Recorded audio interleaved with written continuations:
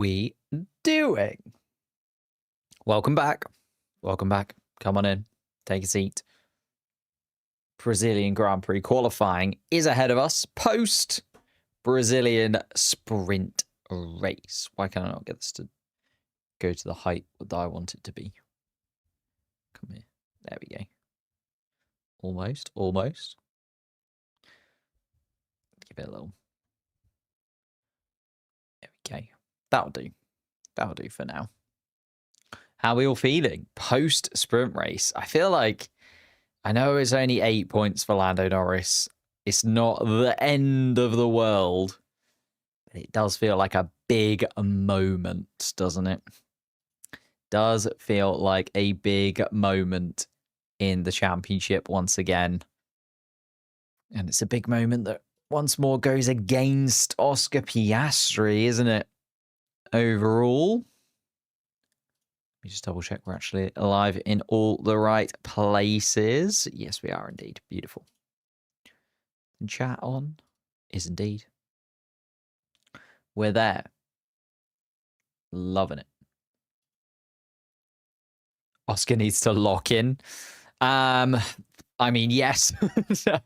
I think that's an understatement, if anything, to be honest. He needs a miracle at this point. He needs something to really, really go in his favor, because he just can't seem to bounce back at the minute. Just cannot seem to find any kind of momentum inside of that McLaren car. And I know, you know, we can kind of keep saying, oh, it's been a few races. Oh, he was still, you know, on the podium in X, Y, or Z. He still won the Grand Prix in Zandvoort, etc., etc., etc. We can say, oh, it's only 9 points.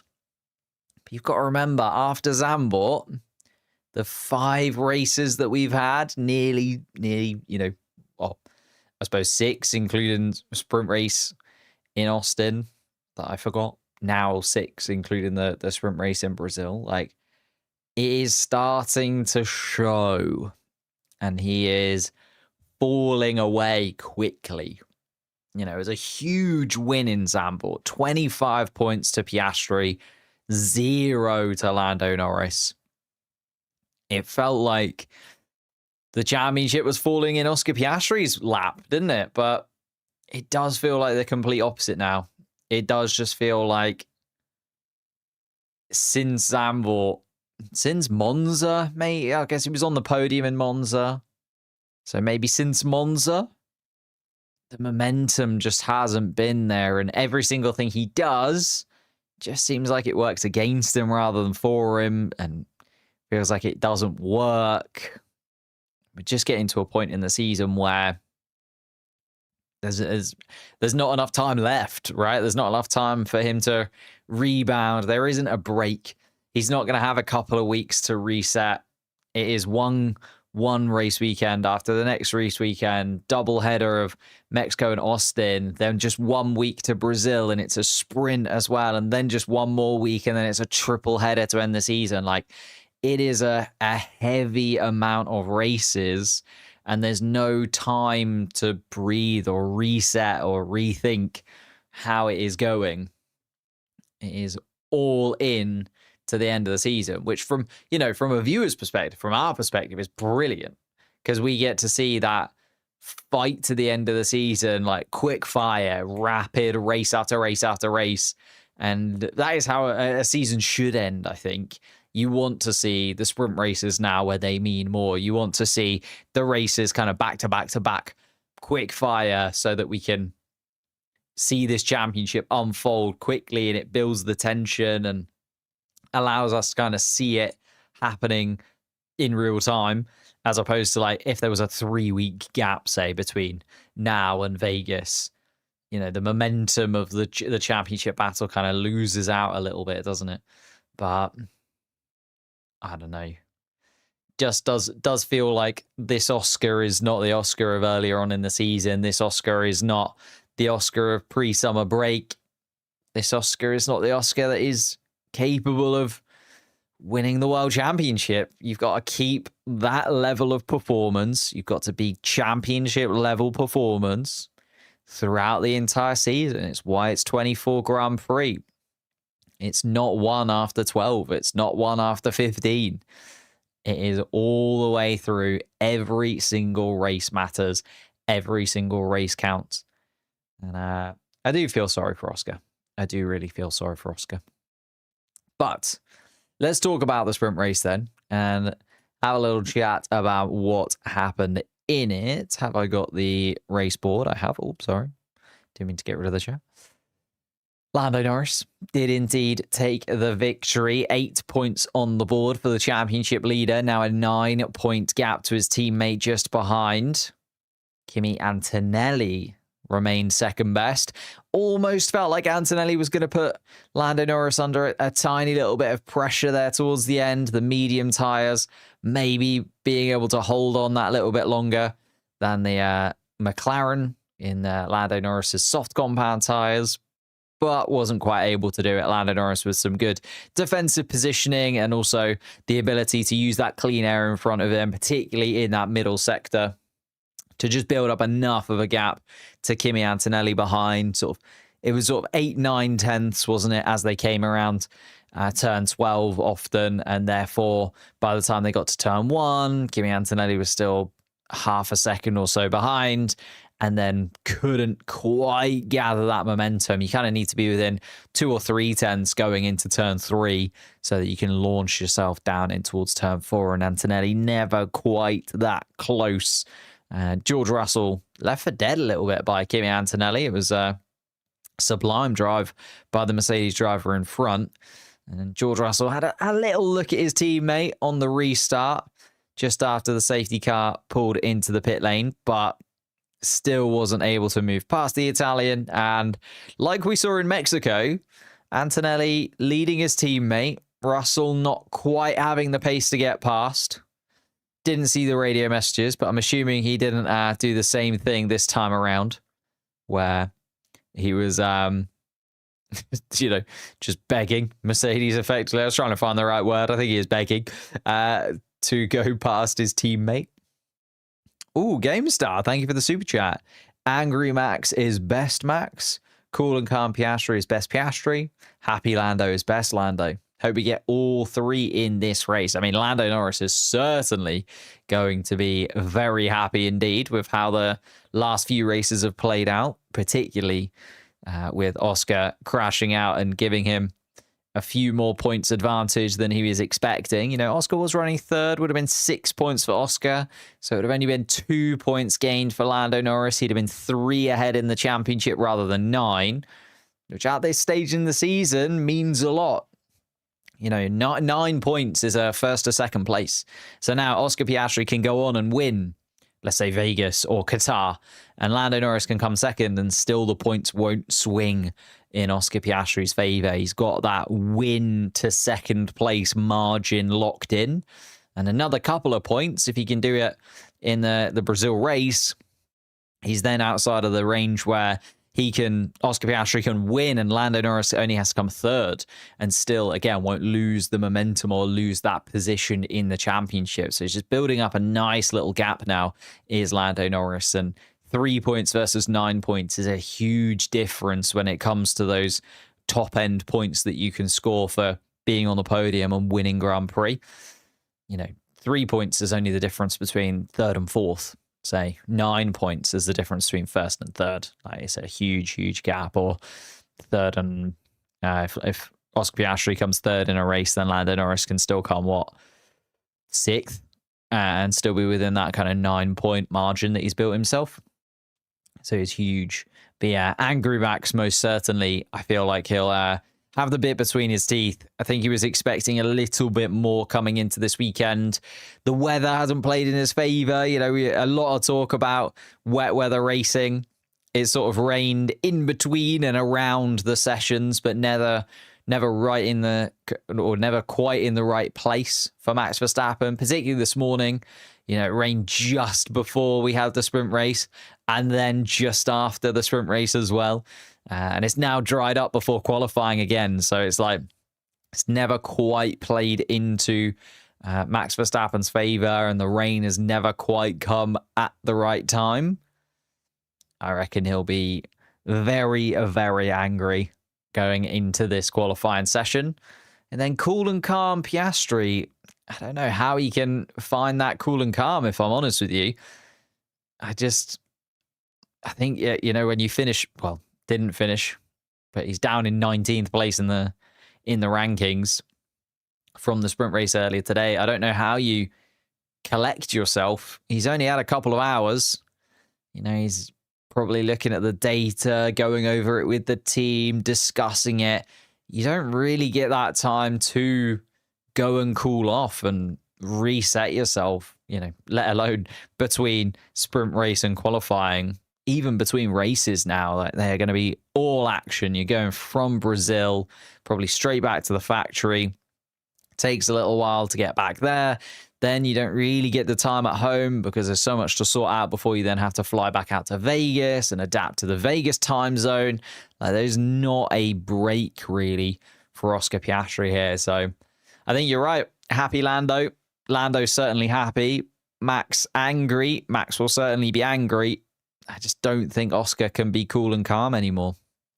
And that is when he's at his best. Unfortunately, I don't think that's the Piastri that we're going to see in the final, well, 4 weekends that we've got left. When does qualifying start? We're about 40 minutes out from the start of qualifying. Am I British? Yes. Will we see rain in quali? No, I don't think so. It's looking very blue and very clear skied in Brazil now. It rained literally like right after the sprint race. Right. Very, very close to the end of the sprint race. Rained again. And then now it's stopped. Looks completely dry. The track looks completely dry as well. It's fully rained. Rained off.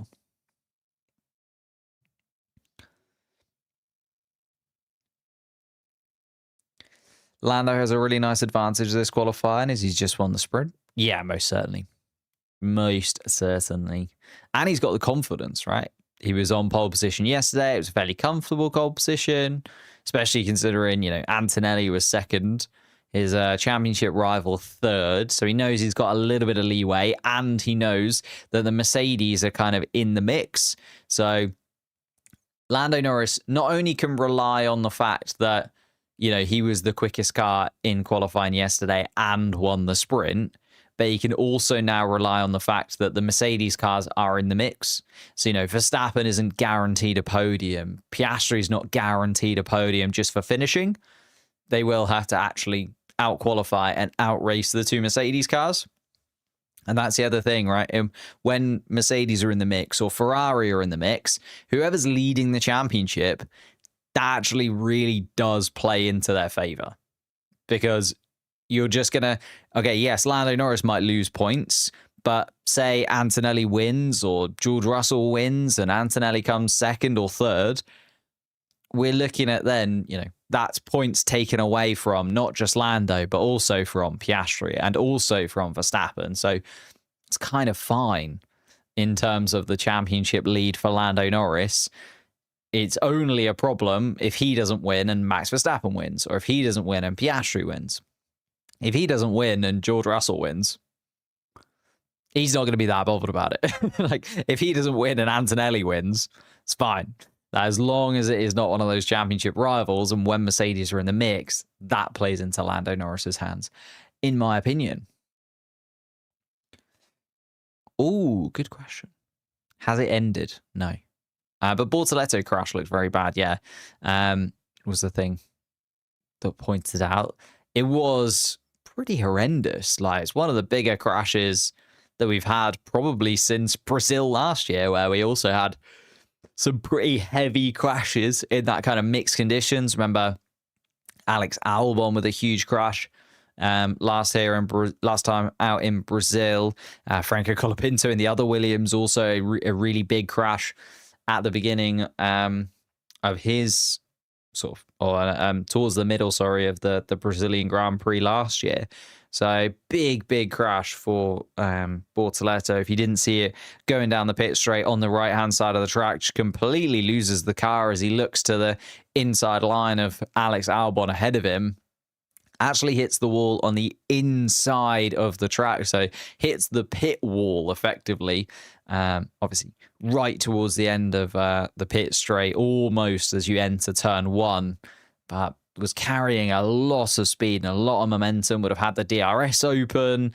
You know, is basically at top speed there. Gabriel Bortletto hits the wall on the inside and then just gets spun out. Like, as soon as he hits the wall on the inside, he's got absolutely no control over the car whatsoever, and a huge crash. Then almost catches Alex Albon. The debris of Gabriel Bortoletto's car showering Alex Albon as he goes just past, and then he ends up actually hitting the barriers as well on the outside of turn 1. So huge shunt. And yeah, Gabriel Bortletto, I think it was Jonathan Wheatley as opposed to Matteo Binotto. It was one of the two. I think it was Jonathan Wheatley, you know, praising the safety in Formula One that there is right now, and the fact that Gabriel Bortletto came out of that car and walked away pretty much unscathed. I'm sure he's bruised and battered a little bit. I'm sure he's going to get in bed and possibly feel that in his back tomorrow.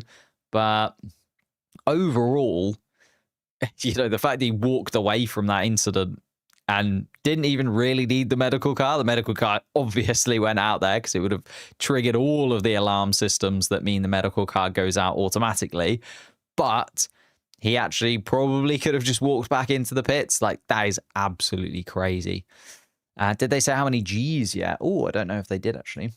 Should I have a little check? I didn't see it. I was looking at a couple of bits and pieces whilst eating dinner between the two sessions. I don't think they have said. Where is Bortletto? No, it doesn't say how many Gs, just a big shunt from the things that I can see here. Unless it's on the race. Let me check the race. They're usually pretty swift. Honestly, thought he would have flipped. I mean, his car did leave the surface.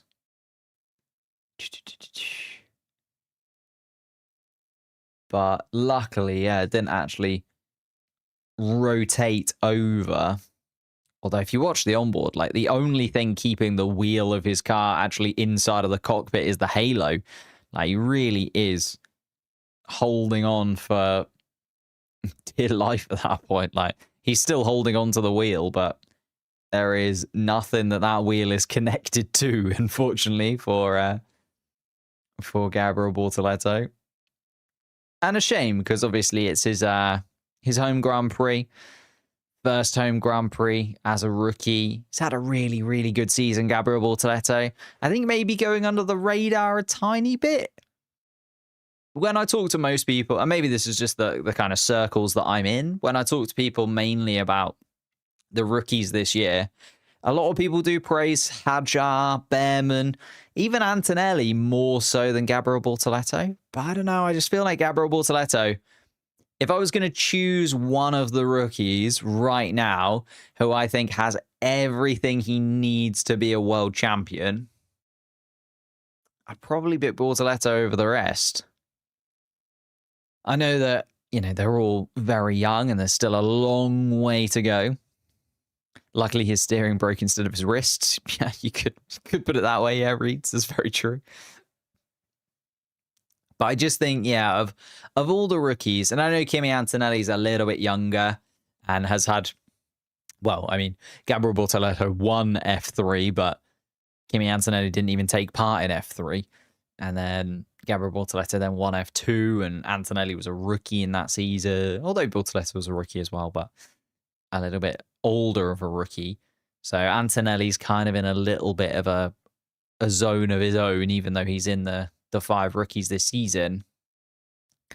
I don't know. I just think Bortletto has something that the other drivers don't. I think it's that kind of like intangible part of Gabriel Bortletto that can't be really taught as such. Just has an instinct, a feeling. I suppose the only issue that he's got is he's relying on Audi to deliver him a car that will be able to win championships, whereas you'd argue Behrman going into Ferrari, or Kimi Antonelli if he stays with Mercedes, or Hadjar going into Red Bull, they're already sort of established big teams. You're going into one of the top 4 teams, one of what used to be the top 3 before McLaren sort of moved into it. You know, a lot of seasons in recent past, it has been Ferrari, Mercedes, Red Bull, the clear fastest 3 teams, and usually first, second, third in the Constructors' Championship. Of course, there are a few seasons where that hasn't happened. Ferrari have dropped the ball, or, well, actually, yeah, Ferrari have dropped the ball. It's usually Mercedes and Red Bull, isn't it?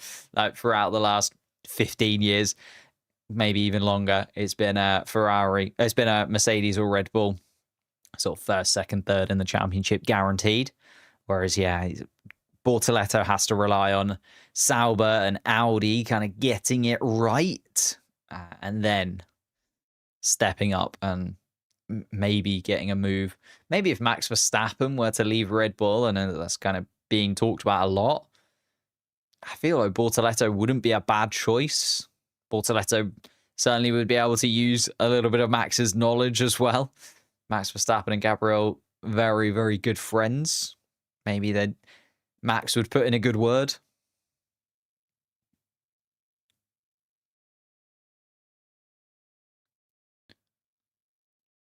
Oscar has to win for me and his Indian fans. I don't know what to say. He's having a tough weekend once more. Hasn't started yet. No, we're not quite there yet. We were just walking our way down the grid, but then started talking about Gabriel Bortoletto's crash. But as soon as you get me started about Gabriel Bortletto, I then also have to talk about how very, very good he is. I think he is one of the best drivers on the grid right now. And he's a rookie. Like, he is he's got everything for me. Got everything he needs.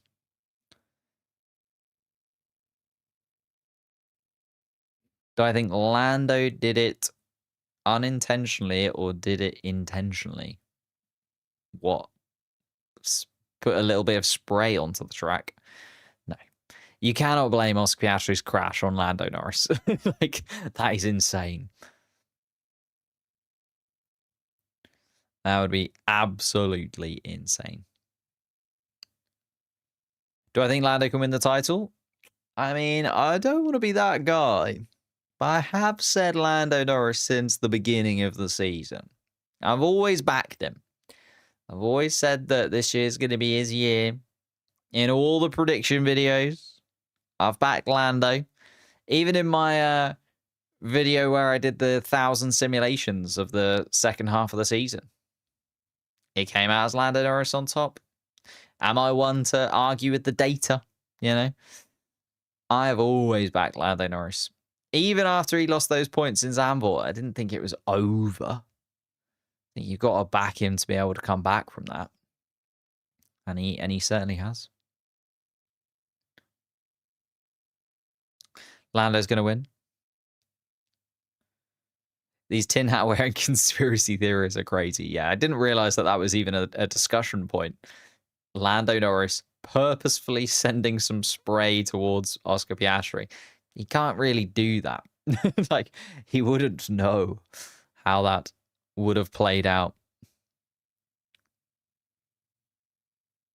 Heard São Paulo is not a fan favorite. Oh, it is. We did a video on Crash Happy this week. In fact, I don't know how it's actually... Oh, no, I can't check it because I'm live on my own channel. How did the Crash Happy video do this week? I think it got like 10k views, so it's well worth a watch. Is the Crash Happy pod from this week. And we literally discussed our greatest or our favorite circuits on the calendar. And I think everybody had Brazil in their top 10. Like, literally all 4 of us were like, yep, Brazil goes in. And it was towards the end of the season. And it was a sprint weekend for the majority of us. It just works. It's the best track on the calendar. Period. Just always is. Who else DNF'd? Bortletto, Piastri, and Colapinto were the 3 drivers that DNF'd from the Grand Prix. We didn't talk about Max Verstappen, though. We got to Antonelli and Russell, and then we kind of stopped. How do we feel about Max Verstappen? A 4th place finish. It's not horrendous. Could certainly have been worse for Max Verstappen. I think actually considering that the RB21 is not Max's favorite thing to drive this weekend, certainly doesn't feel super comfortable in it. Can Merc pull off due to cold weather? Is heating up though right now. It's getting a little bit warmer because the rain has stopped and the clouds have gone. So don't know how much warmer it'll get, but we've still got half an hour or so of the sun beating down on the track. So yeah, that might not actually help out George Russell and Kimi Antonelli much, which could play into the favor of Max Verstappen, because the fact that he was able to gain on Alonso, then also gained on Piastri with his DNF. You know, a 6th place would have been pretty terrible. A 4th place is better. Still not perfect. Moves into 39 points behind Lando Norris at the top of the standings. And he does have a, what is it, a grid penalty? Is it 5th place? I think it's a 5th place grid penalty for taking a power unit change this weekend. So needs something a little bit special in qualifying here, but can certainly take away some positives. And if Mercedes aren't quite as quick in the full qualifying session, because it is a little bit warmer, because it's a little bit later on in the day, and also it looks a little bit sunnier than it was in the sprint the sprint race earlier on today. So Max Verstappen has a 5-place grid penalty, does he not? Am I making that up? Let me check it. For Brazil. Max Verstappen, grid penalty for Brazil. Did I make that up, or have I made that up? Was it last year? Have I lost my mind?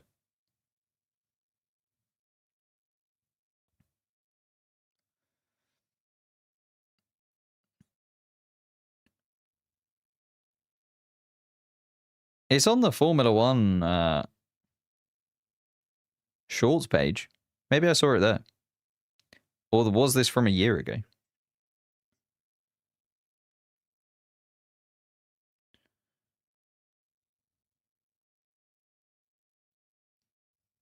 Yeah, he does. Good. Yeah. Just thought I'd double check it. Extra engine. Yeah, he took an extra power unit, or an ICE, I should say, for this weekend. So it has a 5-place grid penalty. Last year he started from P17. Very true. Like, I'm not saying that just because he's got a 5-place grid penalty, he's guaranteed to not have it, but have I lost my mind? Was that last year? Goodness gracious. I thought he took it this year as well. Now we're all fighting. Max Verstappen, grid penalty for Brazil. 2024? I know it was 2024. Yeah, I've absolutely lost my mind. Not sure where I got that information from or what I was thinking.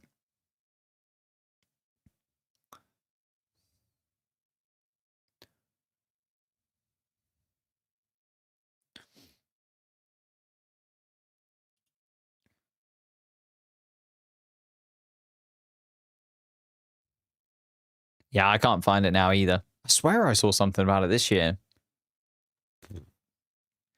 I'm making things up.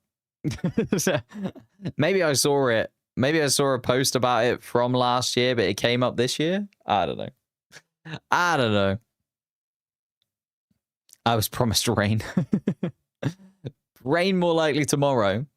Rain more likely tomorrow. It was always more likely tomorrow than today. So if you are looking for a wet race, more likely than a wet qualifying. Yeah, I think Max Verstappen actually coming fourth in the conditions how they were, I think is not too bad at all. I think can certainly take a couple of positives from that. Okay, it's not where I want to be, and it's not perfect by any stretch of the imagination, but it's more points than he was maybe expecting, considering where he started and the fact that he got. James didn't need a break. Take a 1-year-old noose. I do. I think the end of the season is near. Can you tell? It's been a long season. I've had to move house partway through it and move jobs.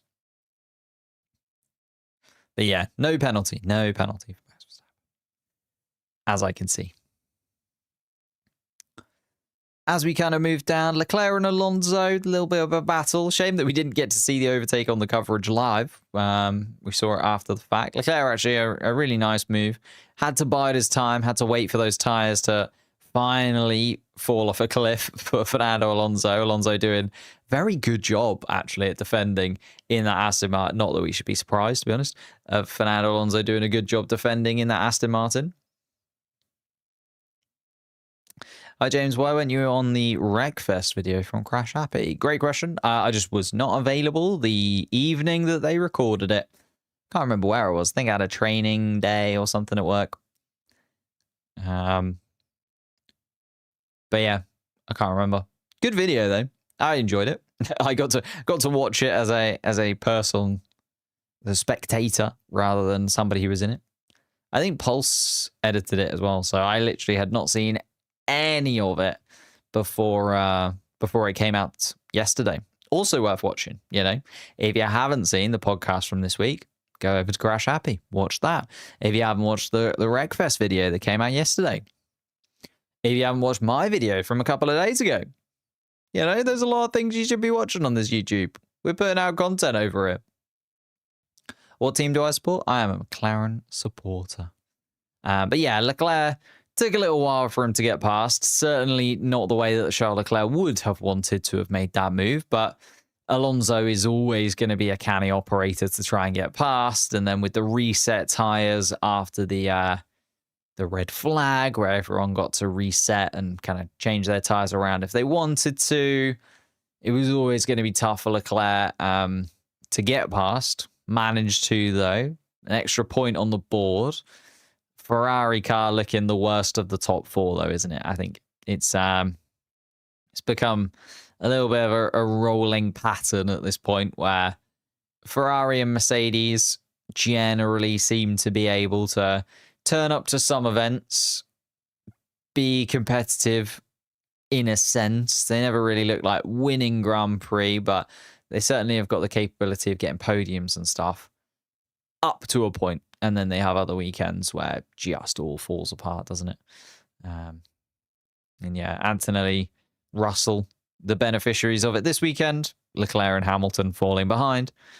Be interesting to see how that Constructors' Championship plays out between the two of them, though. Very, very close between those two as to how and who will come second in the Constructors. I think there's about $20 million on the line for finishing sort of second versus third versus fourth. So well worth finishing there. Like big money to be won. I know we sort of say, oh, they won't really care that much about finishing second or finishing third, but I think the teams do.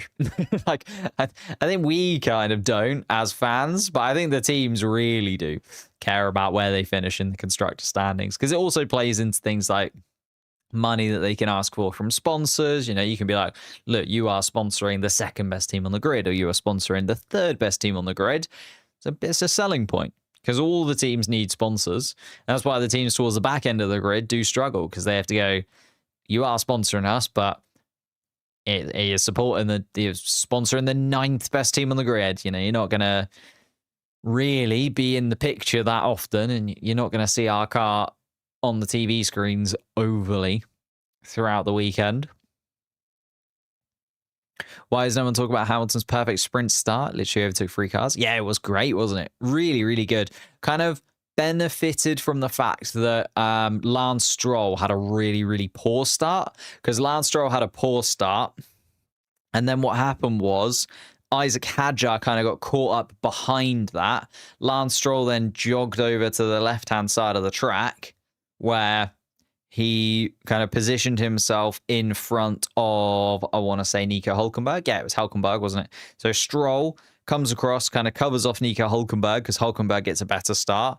Hadjar then kind of caught in two minds, can't go left because Hülkenberg is there, and Hamilton just takes advantage of this because Stroll started slowly and Hadjar then also had to sort of brake before he hit into the back of Lance Stroll's Aston Martin. Hamilton got away really well and around the outside, and therefore Hadjar had nowhere to go, so he had to sort of fight with Hülkenberg. Lance Stroll was going slowly. Lovely swoop around the outside from Lewis Hamilton, like well worth going back and watching if you didn't see it. But Hamilton lands straight up into the points, like from 11th straight up into 8th, and then was able to turn that into 7th, of course, with Oscar Piastri dropping out of the Grand Prix. Wasn't quite able to get past Alonso as well, but it took Leclerc long enough, right? So Hamilton just kind of had to wait for Leclerc to get past and then maybe have a go. Just by that point, the tyres had gone a little bit and didn't have enough laps left in the sprint race to be able to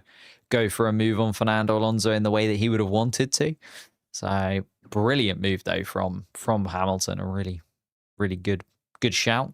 I just think that, again, Ferrari are the slowest of the top cars and, you know, slower than Fernando Alonso's Aston Martin, at least in terms of qualifying yesterday. So need some more from Ferrari if they're really going to spark any joy in their fan base. Like, Lewis Hamilton still yet to get a podium this season. Charles Leclerc yet to get a win. Yeah, no wins for Charles Leclerc as well.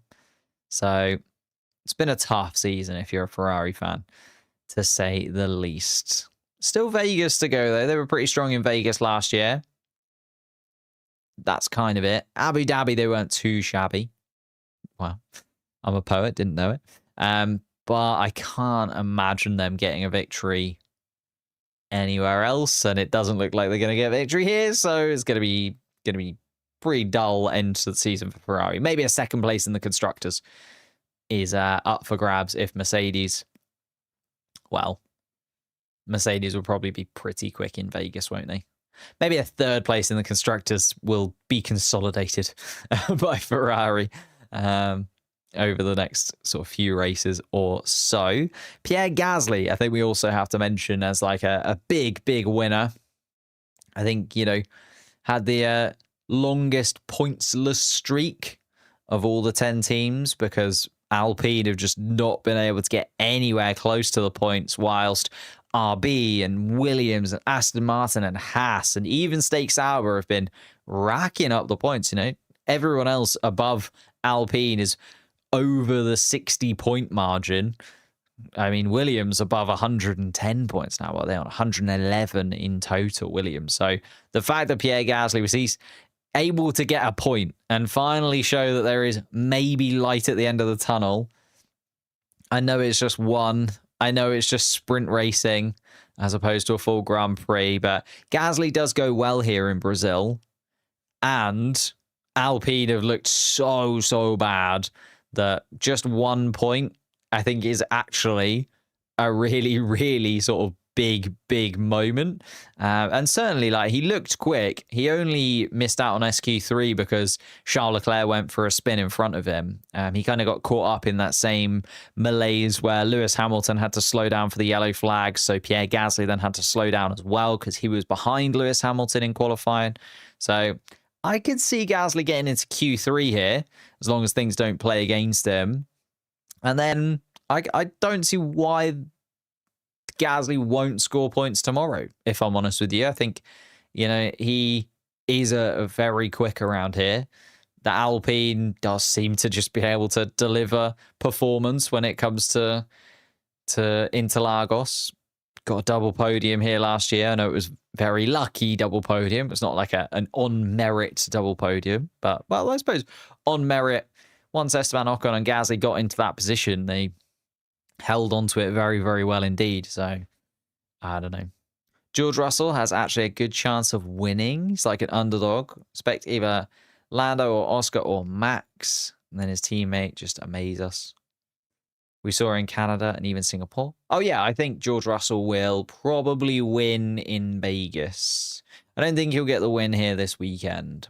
Just think that they need the conditions to stay absolutely perfect for them. I mean, it's certainly not impossible. And I think Mercedes, the cooler temperatures are playing into their favor, but it's starting to get a little bit warmer than it was earlier on in the day. The sun has come out. The rain has gone.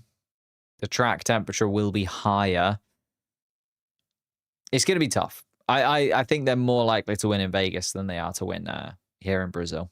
But George Russell, never count him out. Of course, got his debut victory here a few seasons ago now for Mercedes. Lance Stroll finishing just outside the points. Isaac Hadjar the same, but come the Grand Prix, those would have been point-scoring positions. I could see Lance Stroll getting points here this weekend.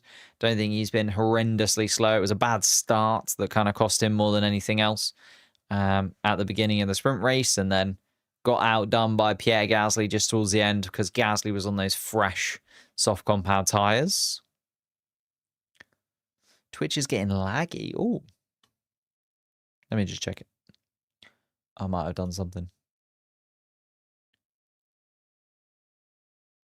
Can't see anything on my end. Says I got 4,000 kilobits per second. Interesting. Not sure, mate. Apologies. Apologies.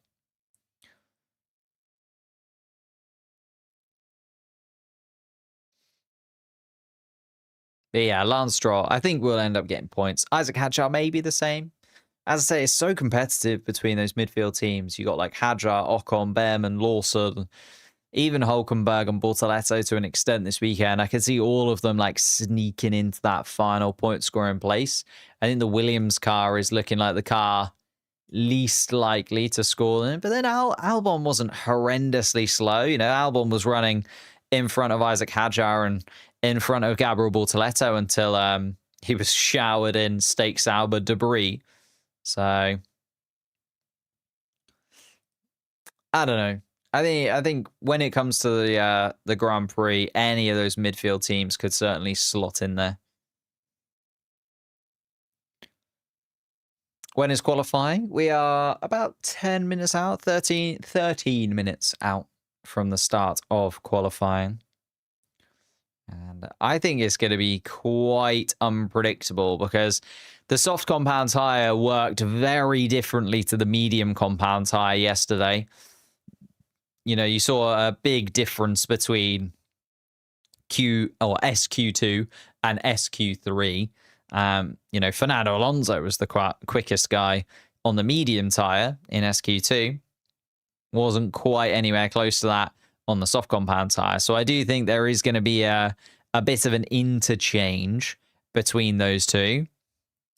And the fact that we're now going on to full soft compound tyres, all 20 cars get access to the soft compound tyre as well, I think we will actually see a different grid, which sometimes doesn't happen, right? Sometimes the sprint qualifying does just tell us what normal qualifying is going to look like. I don't think that's the case this time around. I think sprint qualifying and normal qualifying will be fairly different. You know, I'm not saying that it's going to be everyone who was in the top 10 yesterday is going to be in the bottom 10 today, but certainly I could see a few drivers swapping positions and a few drivers who maybe got through to SQ3 yesterday, not being able to do it. A few drivers who dropped out in SQ2. I'm looking at like Hamilton and Gasly. I think may be able to get themselves through into SQ3. Bortletto as well, I think, dropped out a little bit earlier than he maybe would have wanted to. You know, Hulkenberg was able to get into SQ3. Bortletto usually has the better qualifying of the two Stake Sauber cars, although they have got to put that Stake Sauber car back together again. So whether it will be a fully fledged car that he is got underneath him, we'll have to kind of wait and see. But yeah, I can see it playing out slightly differently in this qualifying compared to the last qualifying that we had. Shall we get predictions in then? We'll talk about your guys' predictions for the race tomorrow in full. But if you want to get your predictions in before the start of the Grand Prix, you can head over to the community tab. Or sorry, it's called the posts tab now, isn't it? The posts tab on YouTube. And on the Monday of every race week, I release a little quiz / form for you guys to fill out. You predict your winner of the Grand Prix, the podium places behind, your good surprise, your best team of the weekend, who's going to struggle, and which team you think is going to flop the most. Of course, we can take a little bit of the sprint race to help us with our working out at this point now, but still fair to get your votes in for when it comes to the full Grand Prix, especially because it does feel like tomorrow is going to be forecast for rain. Today, though, looking dry. Looking like qualifying is going to be fully dry and nobody's going to get caught out by the intermediate tyres. But it looks like tomorrow still is a wet Grand Prix. Looking very windy, though, in this qualifying session. Much windier than it was in sprint qualifying yesterday. So that might also play into your thinking. We know that the Williams car absolutely hates when there is any kind of gusty breeze in and around its car. So I think the new softs was a bad idea during the sprint. Not the new softs, surely. The new softs, like Pierre Gasly was the only driver on new softs and they worked perfectly. The scrubbed softs, yeah, I think so. Like the guys who started on mediums and then swapped onto softs, and then that kind of played against them. Whereas actually the guys that started on softs and then under the red flag could swap to mediums helped them out dramatically. Like, would Charles Leclerc have been able to get past Fernando Alonso if the tyres had been the other way around? I don't know. I don't think so. I think it would have been a very different run that he'd have had to make. I would have loved a wet quali like last year. Yeah, wet quali does have something about it, doesn't it? It's that thing. Would you rather have a wet qualifying and a dry race? Or would you rather have a dry qualifying and a wet race? I think that's it's actually a pretty close debate for me. Because I think a wet qualifying can really shuffle up the grid. And that can then make the race entertaining because in the dry, you start to see where the real pace of the drivers is. And you get to see some of those cars that maybe lost out in terms of wet qualifying actually try and make momentum back during the Grand Prix. Or do you start dry quali, everybody where they should be, but then a wet race to kind of mix up the strategies and throw it in? Wet quali mixes the grid more. That's what I mean. The wet quali certainly mixes the grid more, but then the wet race allows for those different strategy components and the ins and outs and the gambles of, do you go onto the wet tire before anybody else? Who's going to be the first driver to go onto the wet tire? Like, that always kind of plays into it, doesn't it? And makes it quite an entertaining afternoon because we're trying to predict who's going to be where and when. Wet race, because then Max can cook, hopefully. It's true. Both is good. You can't have both. That's what I just said. If you couldn't have both, you got to have one or the other. You can't have everything in this world. You can't have your cake and eat it. Can't have wet qualifying and wet race. There's only so many rain clouds around.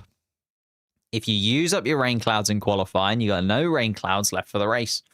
It's looking like this weekend, Brazil has decided no rain clouds for qualifying, though, and rain clouds expected for the race.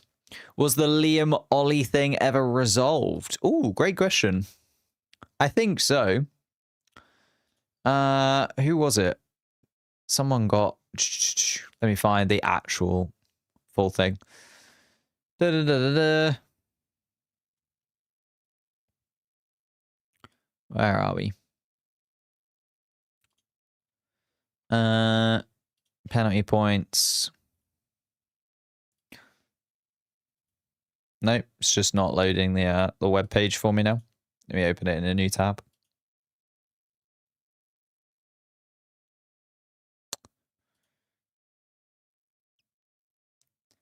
I was going to read the full thing, but it's not loading for me, unfortunately.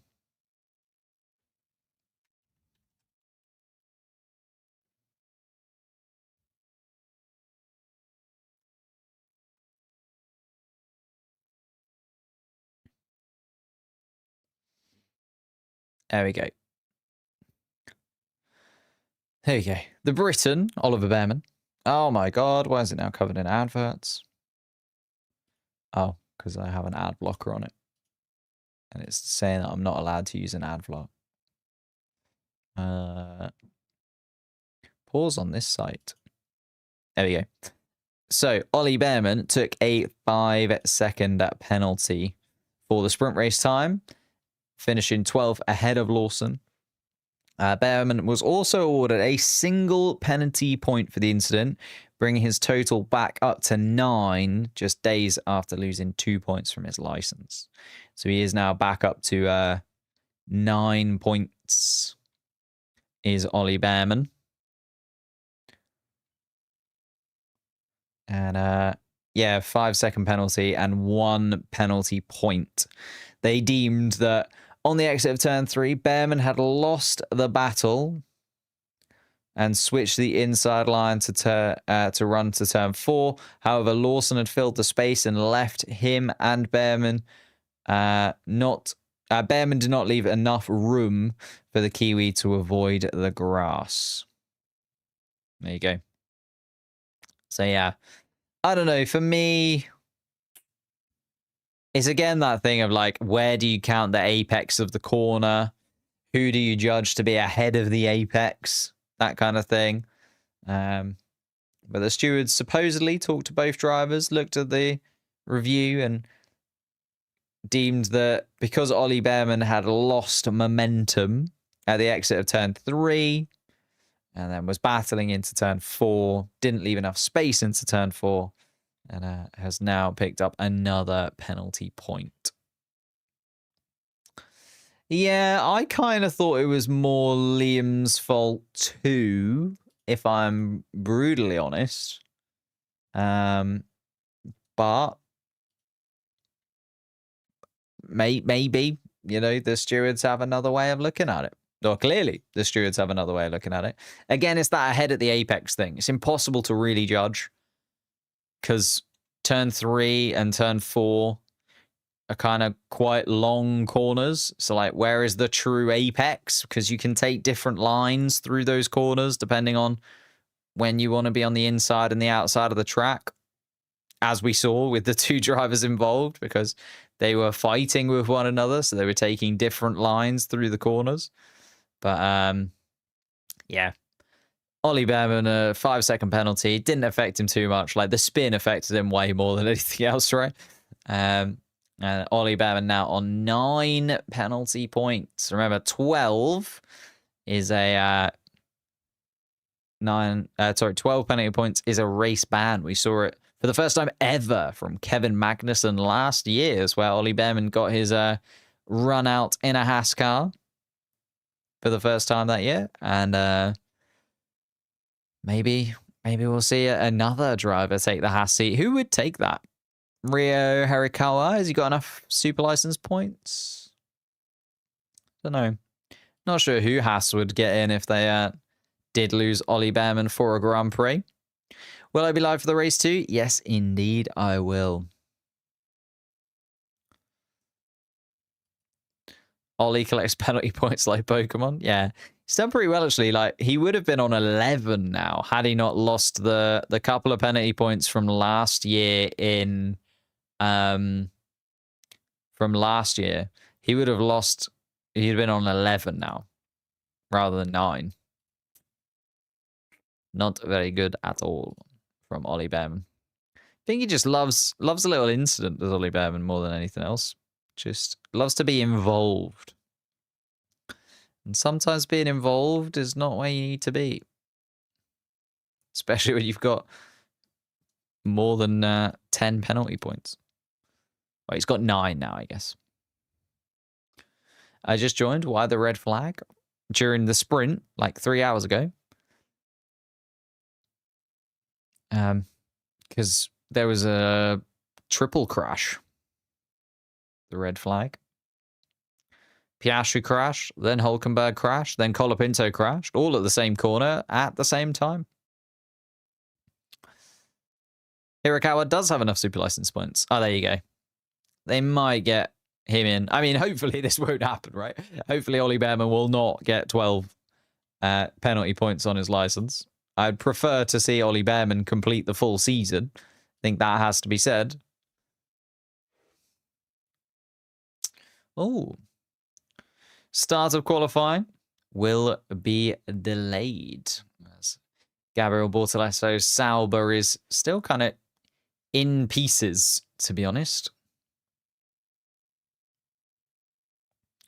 Mattia Binotto looking over the Stake Sauber car as Gabriel Bortoletto's seat is being put back into that Stake car. They've done a miracle job to put together the majority of that car.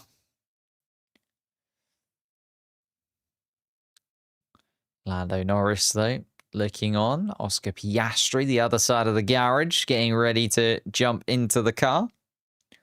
But a slight delay to the start of Q1. It's been pushed back by 5 minutes. So Q1 will start at 13:03 local time. It's about 6 minutes from now, rather than right this moment. Was there rain after the sprint race? There was, yeah. It was literally a few minutes after the sprint race, like 10 minutes after the sprint race, it started raining. And then has now stopped and completely dried. So it is a dry qualifying session that we've got ahead of us. Kimi Antonelli, just a little adjustment to the front wing of that Mercedes car. Antonelli already inside of it, getting strapped in and looking at the data from earlier on in the day.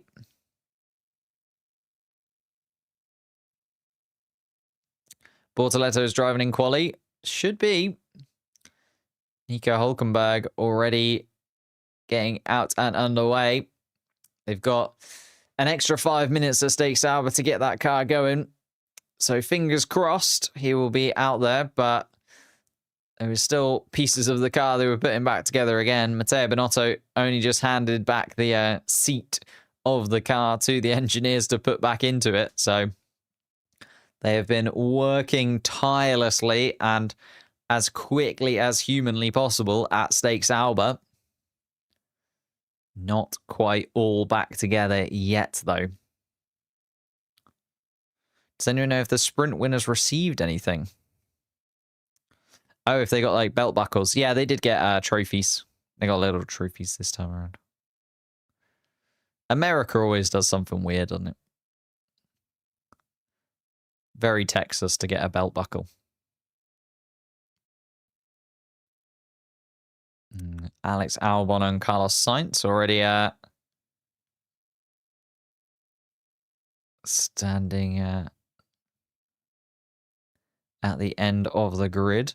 Temperature is a lot higher. Just looking at the track temperature 44.1 degrees Celsius, air temperature 25.9. So Mercedes fans maybe not looking at the sunshine with positivity there.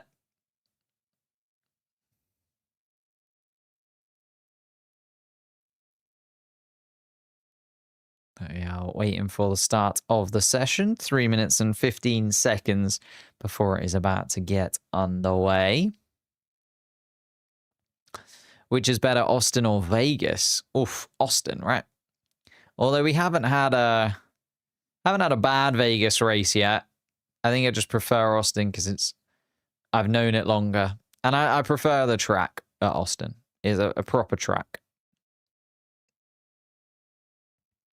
If it rains, Max has a good chance. No rain today. Rain tomorrow for the Grand Prix, quite possibly. There will not be rain during qualifying today, I don't think. Unless it literally comes out of nowhere. It is not expected. It's not on the radar. Not anticipated in any way.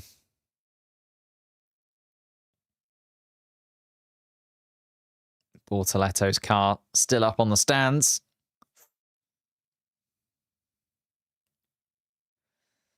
And 2 minutes to run before we get underway.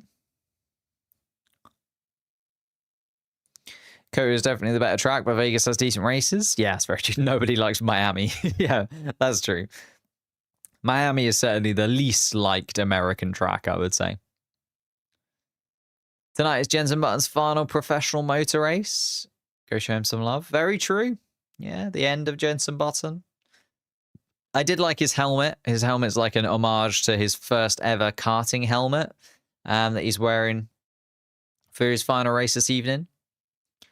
I do bloody love Jenson Button. What a good looking man that is. If you could look like any Formula One driver, I think I'd choose Jenson Button. He is a sublime specimen. And my favorite racing driver. So me and JB, both being JBs, plays into our favor.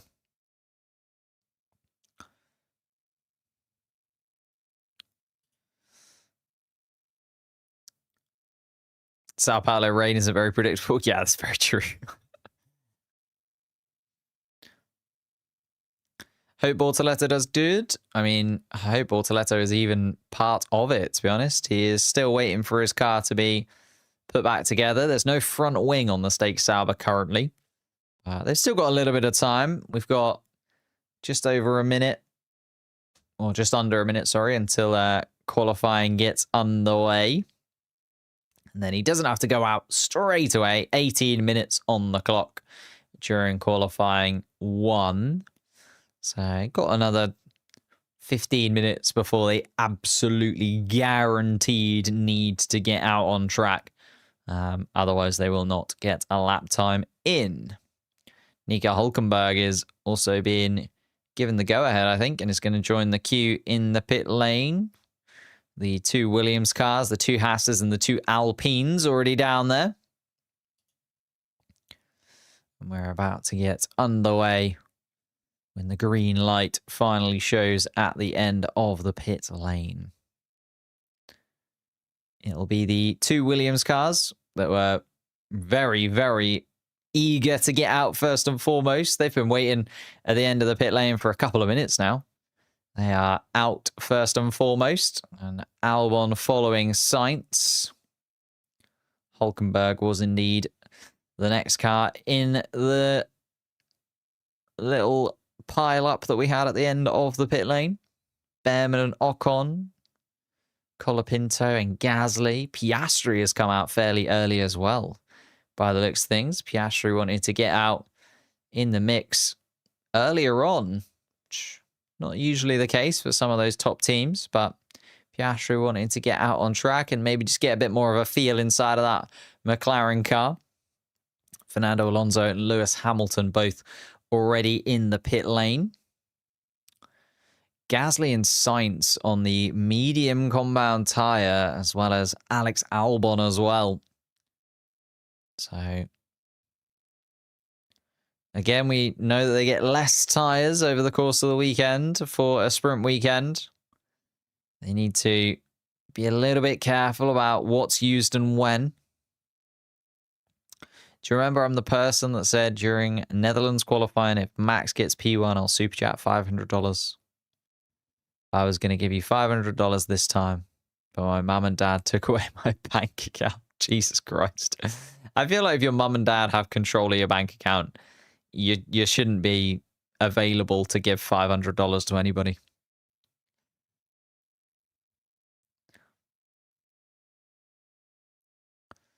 Anyhow, Lando and Max will win the race. Lando or Max, sorry. I was going to say Lando and Max can't win the race. But here we are then. Nico Hülkenberg is setting a flying lap. Albon and Sainz decided to come into the pit, so Hülkenberg is actually going to be the first driver to set a flying lap time.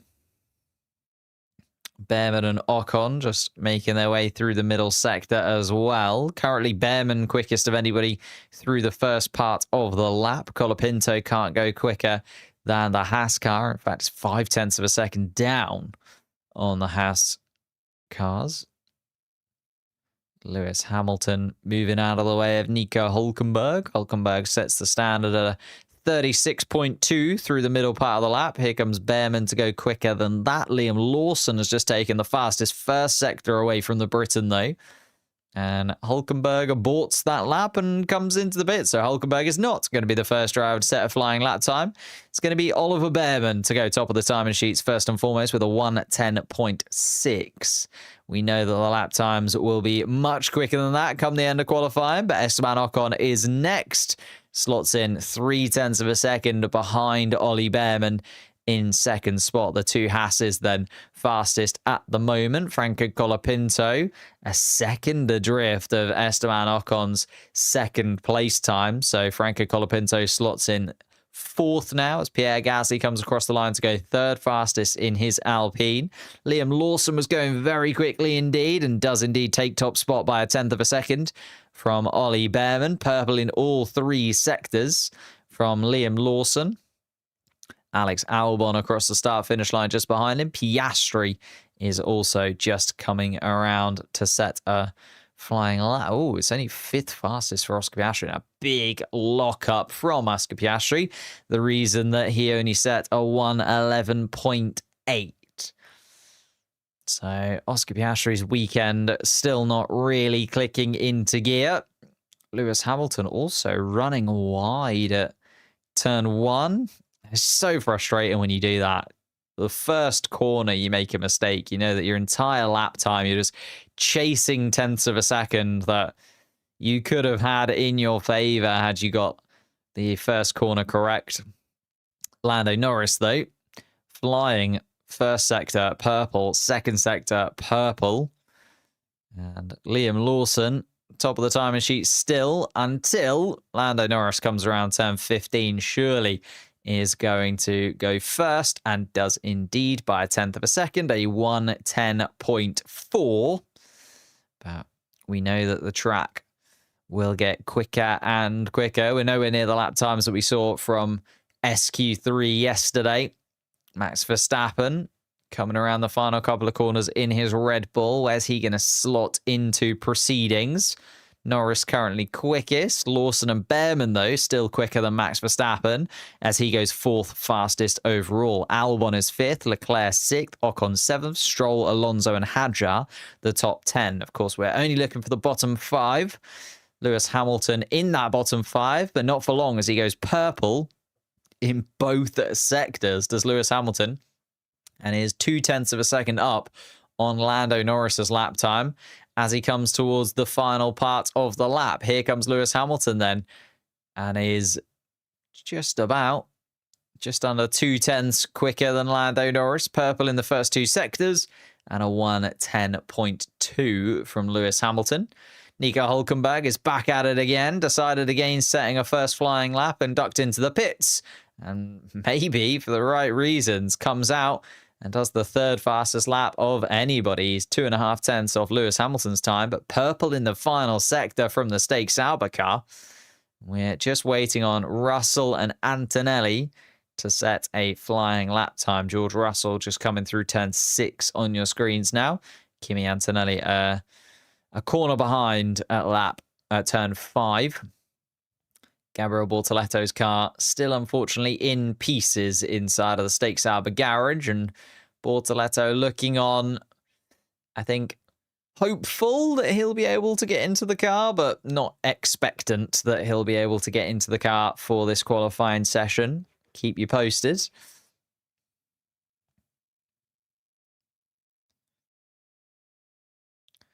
Yeah, it's not looking like it actually now that I see the car once again.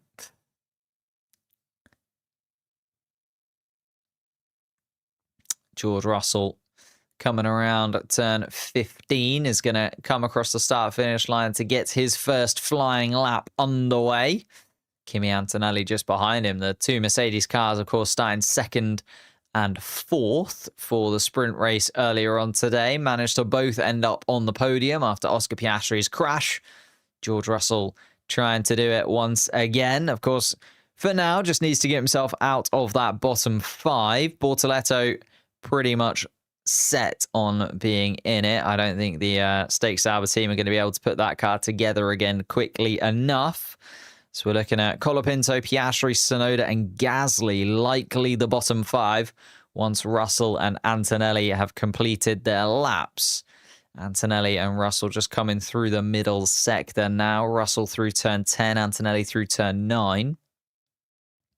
Little bit of traffic as Alonso and Colapinto have to move out of the way of George Russell. Kimi Antonelli also catching the back of Lando Norris, as he was during the sprint earlier on, but this time being able to move past Lando Norris as he goes quickest through the middle part of the lap. Kimi Antonelli until Ollie Behrman takes that away from him. George Russell slots into second place for now.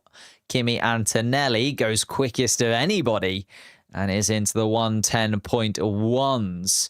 Here comes Ollie Behrman, who then takes 0.3 of a second out of Kimi Antonelli's time as the first driver in this session to get into the 1 minute 9 second lap times. And Ollie Behrman, I think Ollie, when he's a little bit angry, you do just get a bit more from him.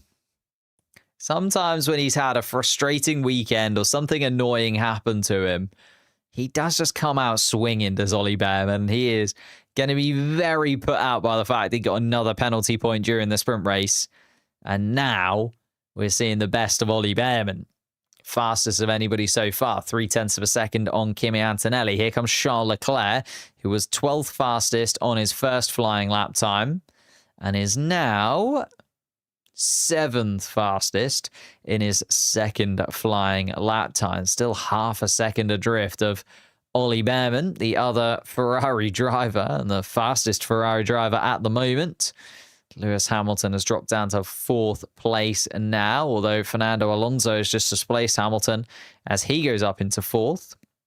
Franco Colapinto moves himself out of the bottom 5, up into 13th place, but Albon and Ocon looking suspiciously close to the drop zone, especially as Pierre Gasly has just gone 2nd fastest of anybody in the Alpine.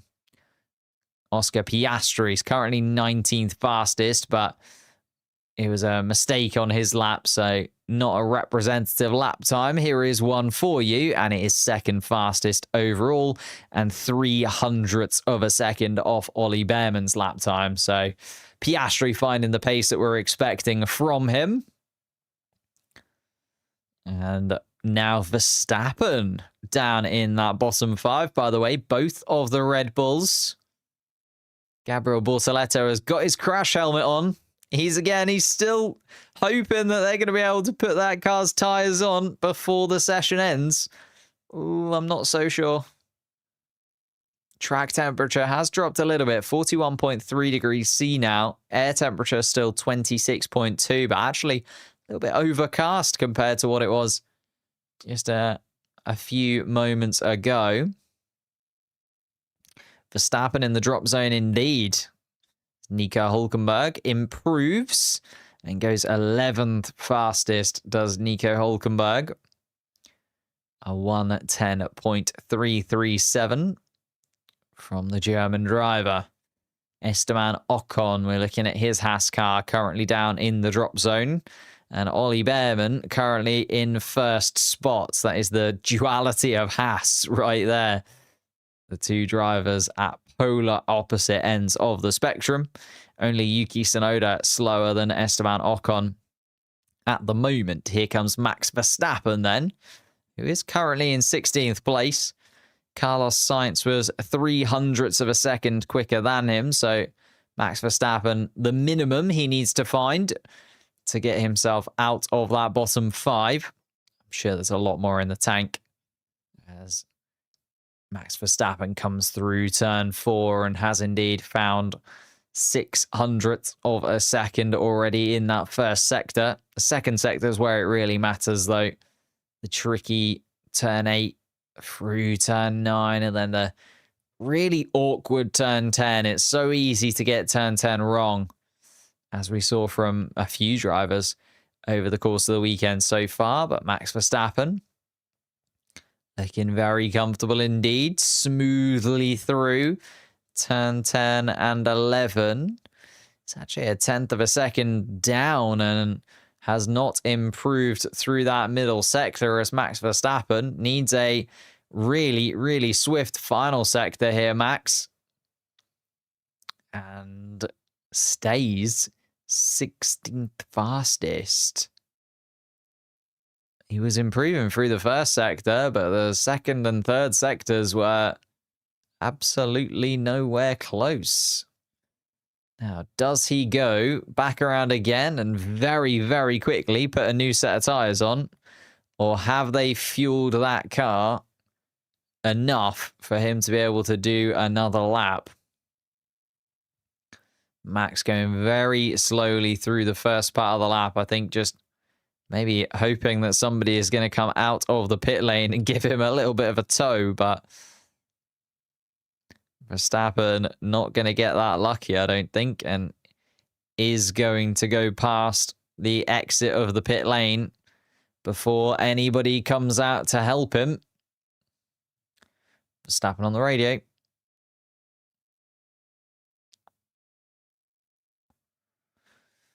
Still not very happy inside of that Red Bull car. Sliding in turn one, says Max Verstappen. Let's have a little look at this onboard from Max. It doesn't look... Oh, and actually, yeah. Big snap through turn 8. Sorry, through turn 9. Didn't see that from the screens that we were watching, but a big, big snap through turn 9. Gabriel Bortletto. No, he's not disqualified. It's just whether or not they can get that Stake Sauber car out literally in the next sort of 30 seconds or so. Nico Hulkenberg coming out of the Stake Sauber garage. Still yet to see a Gabriel Bortletto-shaped car anywhere close to being ready to race. Verstappen, though, is going to have another cool-down lap. They've clearly trying to save these soft tyres, Verstappen, and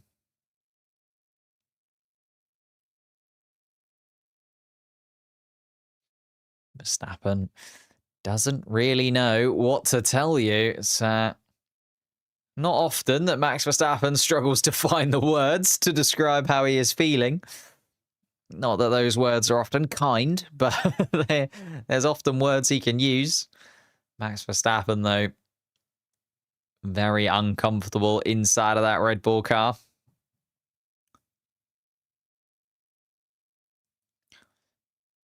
Ollie Behrman on an outlap. Currently the fastest driver out there. George Russell is on a flying lap right now.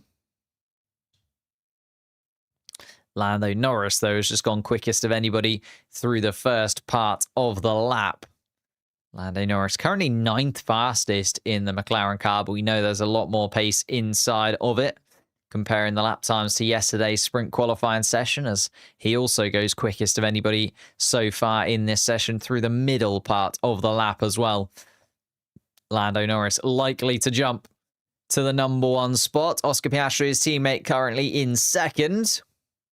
And Lando Norris does indeed finds 2.5 tenths of a second, a 1:9.6 from Lando Norris. George Russell goes 4th fastest, so the Britons moving their way up the table. Lando Norris 1st, Behrman 2nd, Russell 4th.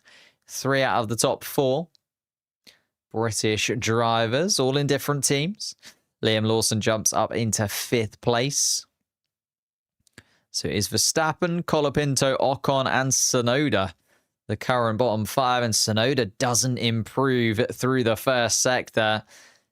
Could be looking at another Yuki Tsunoda Q1 exit. It's becoming more routine inside of his Red Bull car, isn't it? Charles Leclerc jumps up into 4th place to displace George Russell. Yuki Tsunoda, then, let's look through the middle sector, has at least found a little bit of time, but it's still 3 tenths of a second down on Esteban Ocon, who has now moved himself up into 15th, and Tsunoda is not going to find the pace here unless he has an absolute stonking final sector, but it's up into 18th place for Tsunoda, and it's going to be another Q1 exit Max Verstappen also, S1 is slower than before. He is struggling, is Max Verstappen. Let's see what his lap time is like as he comes through turn 9 and turn 10. He is not looking very swift at all. Esteban Ocon has dropped back into that bottom 5. Colapinto the same. Verstappen versus Hülkenberg then looking like the battle for it, as Lewis Hamilton jumps up into 7th place and away from that drop zone. Kimi Antonelli also perilously close to the bottom 5. Gabriel Bortletto did not make it out, by the way, just to confirm. And here comes Verstappen, and Verstappen is out. Verstappen out in Q1 for the first time since Russia in 2021. That is an absolute nightmare for Max Verstappen. And Lando Norris is going to be beaming looking at the timing screens. He is first place, Piastri down in 4th, a 9 point advantage over his teammate. And Gabriel Bortletto, they just put the car back together again. And he is going to be in 20th. Yuki Tsunoda, 19th place. Franco Colapinto, 18th. Esteban Ocon, 17th.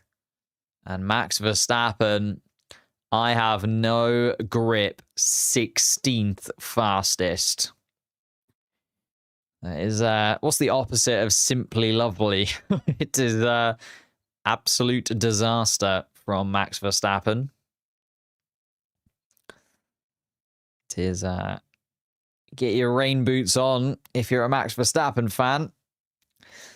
Maybe book yourself a couple of tickets over to Brazil and take a couple of buckets of water with you, because he's going to need it tomorrow. He needs that racetrack to be slippery and wet. Complicatedly horrendous for Max Verstappen.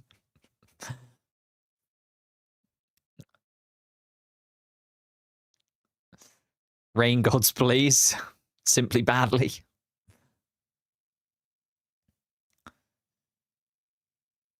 Going to be P17 to P1 again. I mean, he's only starting 16th.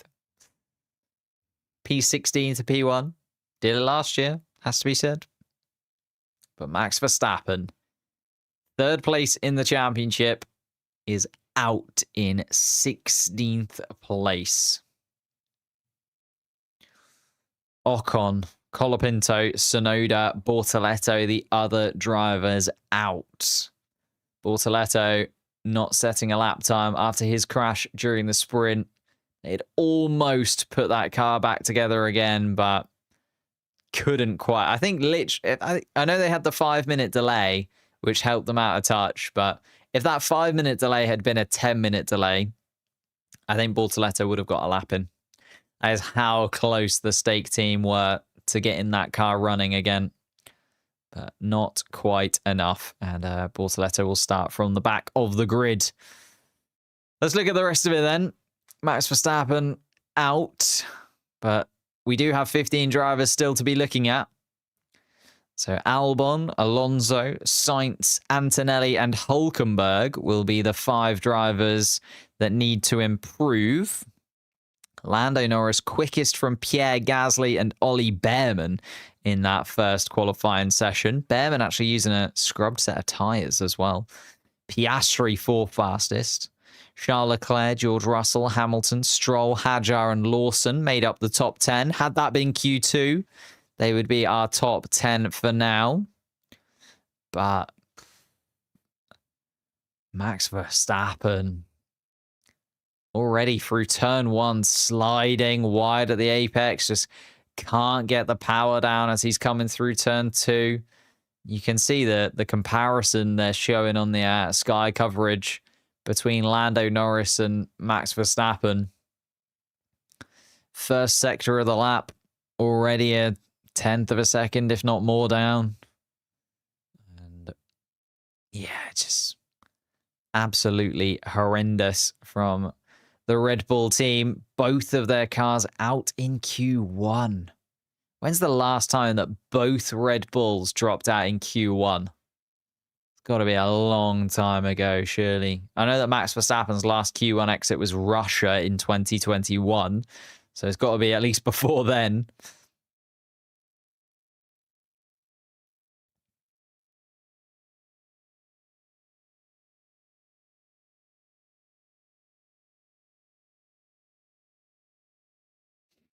Red Bull is gone. I mean, this does feel like Max Verstappen's title hopes sealed and sent next year. Maybe will be the 5th championship, but doesn't look like this one is going to be. Even if it rains, he's been struggling all weekend. I doubt he'll get top 5. That's the thing, right? We say the rain can play in his favor, but he still needs to have confidence in the car. He still needs to believe it and have a faith that the car will do what he wants it to do. And at the moment, he does not look very happy at all. And wow. I just can't believe that. Cannot believe that from Max Verstappen. What? Has he ever dropped out in Q1 without it being a problem with the car in some sort of way, like a power unit problem or like a collision? Or I don't know if he has. I think Max is legitimately failing or something. I don't know. I think it was just lost all confidence in that car, like no grip. Crazy amount of movement inside of the car. You can see it sliding around as he's coming into turn 1. Max Verstappen out. Wow. Albon, Alonso, Sainz, Antonelli, Hulkenberg, then the 5 drivers that we need to keep an eye on. Q2 will start at 3:30, so we are set to get underway almost right now. Waiting for the timing screen to come up. 15 minutes on the clock. Green light is shown at the end of the pit lane. And nobody is out there. Oh, nope. Here come the Williams cars once again. Albon and Sainz both making it through to Q2 this time around. A track that the Williams team has said doesn't really suit their car. So much better from the 2 Williams cars for now. Both on scrubbed sets of softs to get this first lap in Q2 out. ChatGPT says last time both were eliminated in Q1 was 2006 Japan. Jesus Christ. That is insane. GameStar, thank you for the super chat. Max fans want a heavy downpour tomorrow. I mean, heavy downpour and maybe a safety car in his favor. And for Lando Norris and Oscar Piastri to just spontaneously combust, I think, is all the things that Max Verstappen needs.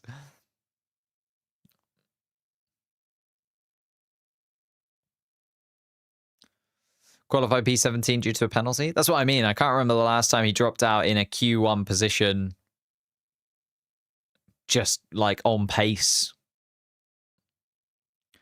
What is the weather report saying right now? It is saying no rain. Track temperature, 38.6. So the track temperature is cooling. And the air temperature staying around the same 25.6. But there's a little bit more coverage at this moment in time. Albon and Sainz next then to set flying lap times. Got the track all to themselves.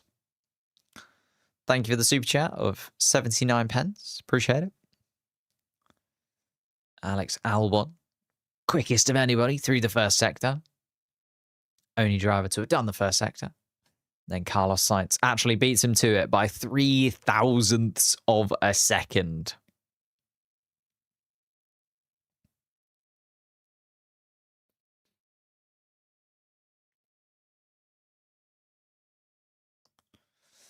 And Albon and Sainz still the only drivers out on track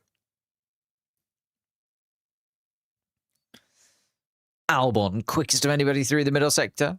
Can Sainz outdo him? Just coming around turn 11 now. And Alex Albon going to set the lap time at a 110.3. Couple of tenths slower than he actually was in his best run last time around, but is on a scrubbed set of soft compound tyres, and Carlos Sainz has had enough of that lap because he ducks into the pits and decides against setting that lap time after all.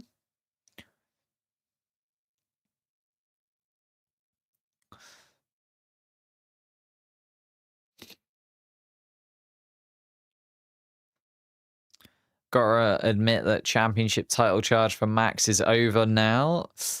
Let's wait until the race tomorrow. But yeah, I mean, it's not looking very likely at this point, is it? As we see some more cars coming out on track. Charles Leclerc, the first of the non-Williams cars to get involved in Q2. Piastri just behind. Hamilton as well. Ollie Behrman, very quick in the first part of qualifying. Now coming around turn 4. Hadjar, Alonso. Liam Lawson going a little bit slow in the pit lane, but maybe just trying to leave himself a bit more of a gap to Fernando Alonso ahead. Lance Stroll following out as well. Gasly, Hülkenberg, Norris, and Carlos Sainz has come back out once more. So George Russell and Antonelli again deciding to wait until the rest of the pack have already made their runs. Charles Leclerc comes across the start-finish line, and let's see what the pace is like for Ferrari. The Red Bull cars have dropped out, so Ferrari guaranteed to not be the slowest of the top 4 in the Constructors' Championship.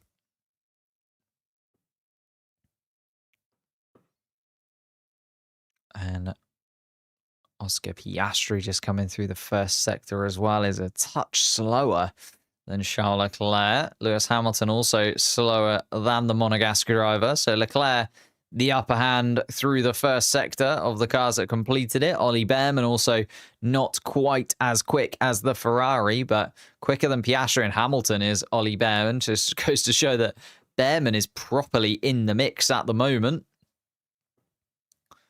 And Charles Leclerc, I think, has given up on that lap. A little bit of a mistake from the Monegasque man in the middle sector. So Oscar Piastri is then going to be the next driver to come across the start-finish line. It's a purple middle sector from Oscar Piastri as well. Setting the standards high. Lewis Hamilton can't match them. Neither can Ollie Behrman. So Piastri sets it at a 109.8. Hamilton comes across the line 2.5 tenths of a second slower. Charles Leclerc did indeed finish that lap, but 16 seconds adrift, decided to back out of it. Ollie Behrman goes quickest. Fastest in the final sector, Ollie Behrman. He's found nearly 1/10 of a second on Oscar Piastri's lap time. Ollie Behrman is flying right now. Isaac Hadjar just goes quicker than anybody in the final sector and goes 3rd fastest overall. Fernando Alonso and Pierre Gasly next to come around. Alonso just coming around turn 15 now across the start-finish line. It's 4th fastest for the Aston Martin. Maybe we are going to see some midfield drivers mix it in with the big boys, as Liam Lawson now goes 3rd fastest to displace his teammate from that position. So we've got Behrman, Lawson, Hadjar, Alonso inside of the top 5 currently. Oscar Piastri, the only big team name in there. Here comes Pierre Gasly to go 7th fastest in his Alpine, but Lance Stroll and Alex Albon that a little bit closer to dropping down into the bottom 5. Charles Leclerc has set another lap time, and it's only 9th fastest for Charles Leclerc. It's 4.5 tenths of a second off the pace of Ollie Behrman. Behrman's still the fastest Ferrari out there. Lando Norris across the start-finish line, 3rd fastest and behind his teammate by 1/10 of a second. Albon, though, now drops into that bottom 5. Is going quickly, though, Alex Albon. Quickest of anybody in the first sector. Hülkenberg down there. So is Carlos Sainz. The Williams is looking to improve, and Alex Albon does up into 7th place. Puts Charles Leclerc into that bottom 5. George Russell comes across the line to go 3rd fastest overall, a 1:08.88 from George Russell. And Kimi Antonelli then, the final driver to set a respective lap time, goes second fastest. It is Behrman, Antonelli, Piastri, Russell, Norris, our top 5. Very close to what we had at the beginning of the sprint race today. But Lando Norris has been displaced by Oliver Behrman at the top of the timing sheets as Behrman makes his way back into the garage for Haas. Charles Leclerc not even in the top 10. Lewis Hamilton only just. Ollie Behrman, the future Ferrari man, fastest of anybody. He was ridiculously quick in Mexico as well, was Ollie Behrman. Now he's annoyed at the fact that he's got another penalty point. Like, literally, I think somebody just needs to go into the Haas garage and before every single competitive session, just tell Ollie Behrman some bad news. Like, just to walk up to him, go, look, Ollie, I've got some bad news for you, this. And he will absolutely lose it. But he will absolutely fly inside of that car. It probably won't be great for his mental health, but he might win a championship. So you win some, you lose some. George Russell got no grip. We're missing something here. I don't know what. I mean, he's only 4th fastest, is George Russell. It's a 10th of a second off of Ollie Behrman's lap time, but not happy inside of the car is George Russell right now.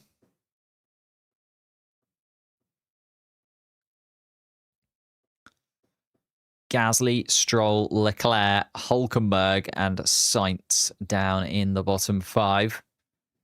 Just a reminder of the cars that dropped out in Q1, if you weren't here for it. Max Verstappen, Esteban Ocon, Franco Colapinto, Yuki Tsunoda, and Gabriel Bortletto, the 5 drivers who dropped out. That's right, don't adjust your screens. Max Verstappen is out of qualifying, and he will start the race from tomorrow in 16th place. Ollie Behrman, then, the man that we've got our eyes on. Ooh. Oh, it's the weighbridge. Thought Kimi Antonelli had come to a stop somewhere, but no, he's just making his way out of the weighbridge. He's all good.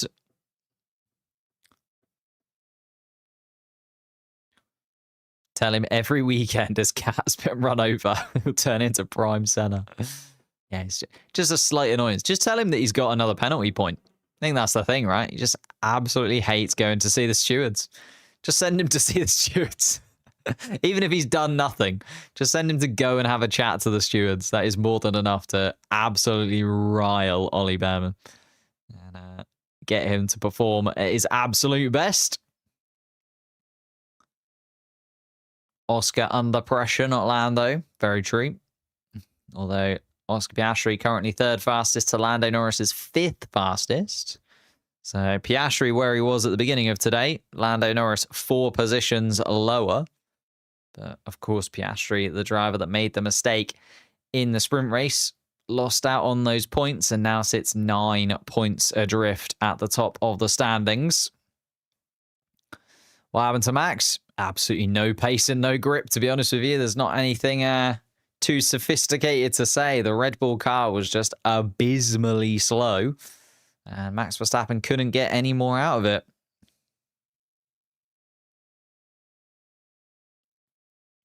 Here we are then. Fernando Alonso. We go into the final round of Q2. 15 drivers, 15 laps ahead of us. And 10 of them are going to make it through. Is Fernando Alonso going to be one of them? He comes around turn 3. Has to be a little bit wary of Liam Lawson leaving the pits to the left-hand side of him, but runs down towards turn 4. He's a 10th of a second off Ollie Behrman's time, but is improving through the first part of the lap is Fernando Alonso. Nico Hülkenberg is also coming around just behind him. Lance Stroll is about to start his flying lap. The 2 Ferraris are ones to keep an eye on. Charles Leclerc just coming around turn 14 and Hamilton following suit. Interesting that they haven't learned from the mistake yesterday and have sent Charles Leclerc out ahead of Lewis Hamilton again. If Leclerc goes for a spin and ends up sending both of the Ferrari cars out, my goodness me, what on earth are they doing down at Ferrari? Fernando Alonso can't improve through the middle sector. He's 0.3 of a second down on Ollie Behrman's time, and that's Not really going to help Fernando Alonso because he doesn't look to be improving. Charles Leclerc also has not improved through the first part of the lap, and Fernando Alonso did not improve, stays 8th fastest. Charles Leclerc, as I mentioned before, did not improve in Sector 1. Whereas Pierre Gasly, 11th fastest, did. Nico Hülkenberg has gone quicker. He's gone 8th fastest. So has put Lewis Hamilton into that bottom 5. So both Ferraris need a lap here. Lando Norris, keep an eye on him as well. He's just coming around turn 15 to start his flying lap. Charles Leclerc, a much, much better middle sector. He's found a couple of tenths of a second. And should be clear now of that bottom 10 pretty comfortably. Here comes Charles Leclerc in his 3rd fastest. Breathes a sigh of relief. Charles Leclerc nearly half a tenth slower than Ollie Behrman, who is still top of the timing sheets for now. Here comes Pierre Gasly to the line, and he is up into 5th place as Pierre Gasly was very frustrated not to get into SQ3 yesterday, was Pierre. Has put in his bid to try and get there for now. Hülkenberg has dropped down to 10th place and is on the bubble then. Alonso did not improve and is going to be out. Alex Albon is just coming around the middle sector now. It's an okay middle sector time from Alex Albon. Going to need to improve a little bit more, though. Lance Stroll is out as well, I think. Is he on a flying lap time? Not that I can see. Carlos Sainz. Here comes Alex Albon. There. Here comes Lando Norris to go quickest of anybody. Purple in the 1st and 2nd sectors. Missed that. Lando Norris improves to go to the top of the timing sheets. And here we go then. Lewis Hamilton, 13th fastest at the moment. Did improve through the first part of the lap, did Lewis Hamilton. Here he comes then. Needs to find at least a tenth of a second. And Hamilton is a little bit slower than Hülkenberg as they come through the middle sector. Lance Stroll coming into the pits is out. Charles Leclerc then through. Lewis Hamilton is going to stay 13th fastest. Hamilton out in SQ2, out in Q2. Kimi Antonelli comes across the start-finish line. Didn't need to do anything. Lawson, Hadjar still running around out on track, but I think have set their lap times. So it is Alonso, Albon, Hamilton, Stroll, and Sainz. The 5 drivers out. The Aston Martins. This is what I said. The Aston Martins looked really quick on the medium tyre in sprint qualifying yesterday. Maybe just the change of track temperature. The fact that everybody is now on the soft compound tyre. And Aston Martin have fallen away once more. Fernando Alonso scoring points in the sprint earlier on today. Does not look to be scoring points tomorrow. Starting from 11th, needs to improve.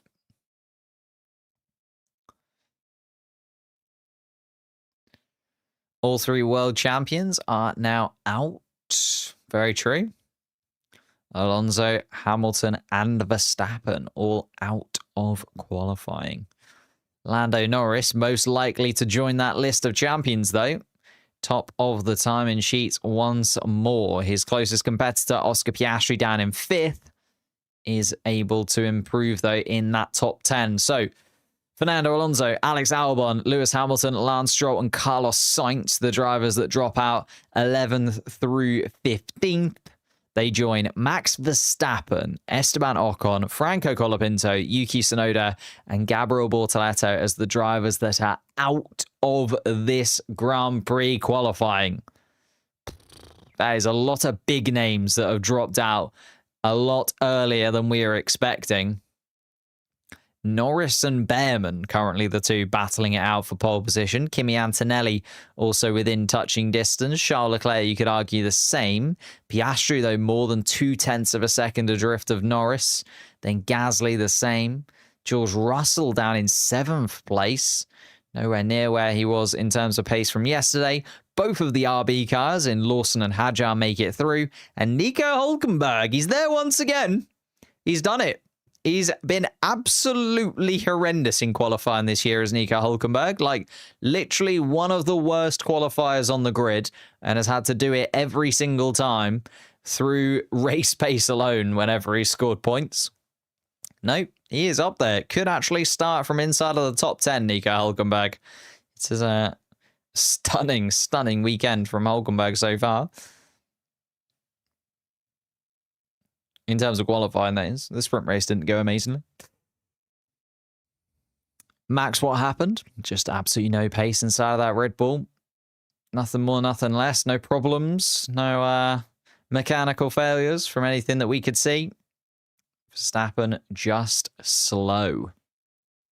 It's not often we get to say that, is it? Verstappen just slow. Goodness me. P16 to P1. That is the run he's going to have to do. Did P17 to P1 last year, a lot of people saying, but under very different circumstances, it has to be said. Rain is expected. Never say never when it comes to Max. But we'll have to wait and see.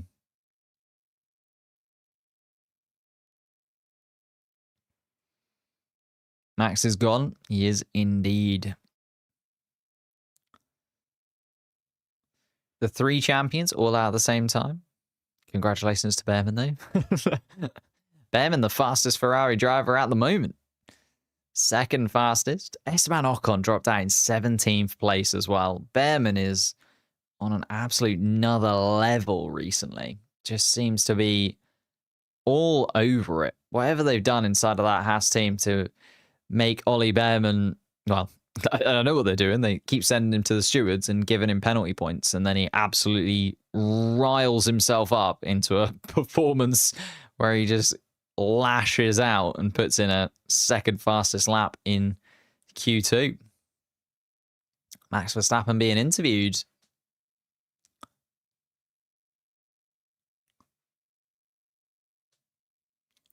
And Max Verstappen saying it's just bad. The car was all over the place and couldn't do it. Just wouldn't work in qualifying for him. Nothing more, nothing less. Max Verstappen frustrated, annoyed. Nothing more that he could do, unfortunately, for the 4-time world champion.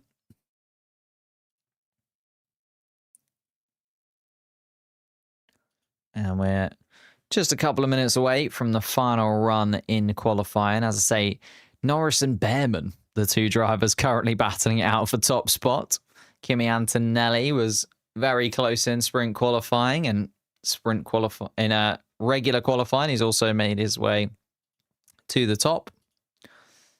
And it could be in the mix for pole position. It is looking like it's going to be another run for Lando Norris, though. He was over 1/10 of a second quicker than Behrman and Antonelli.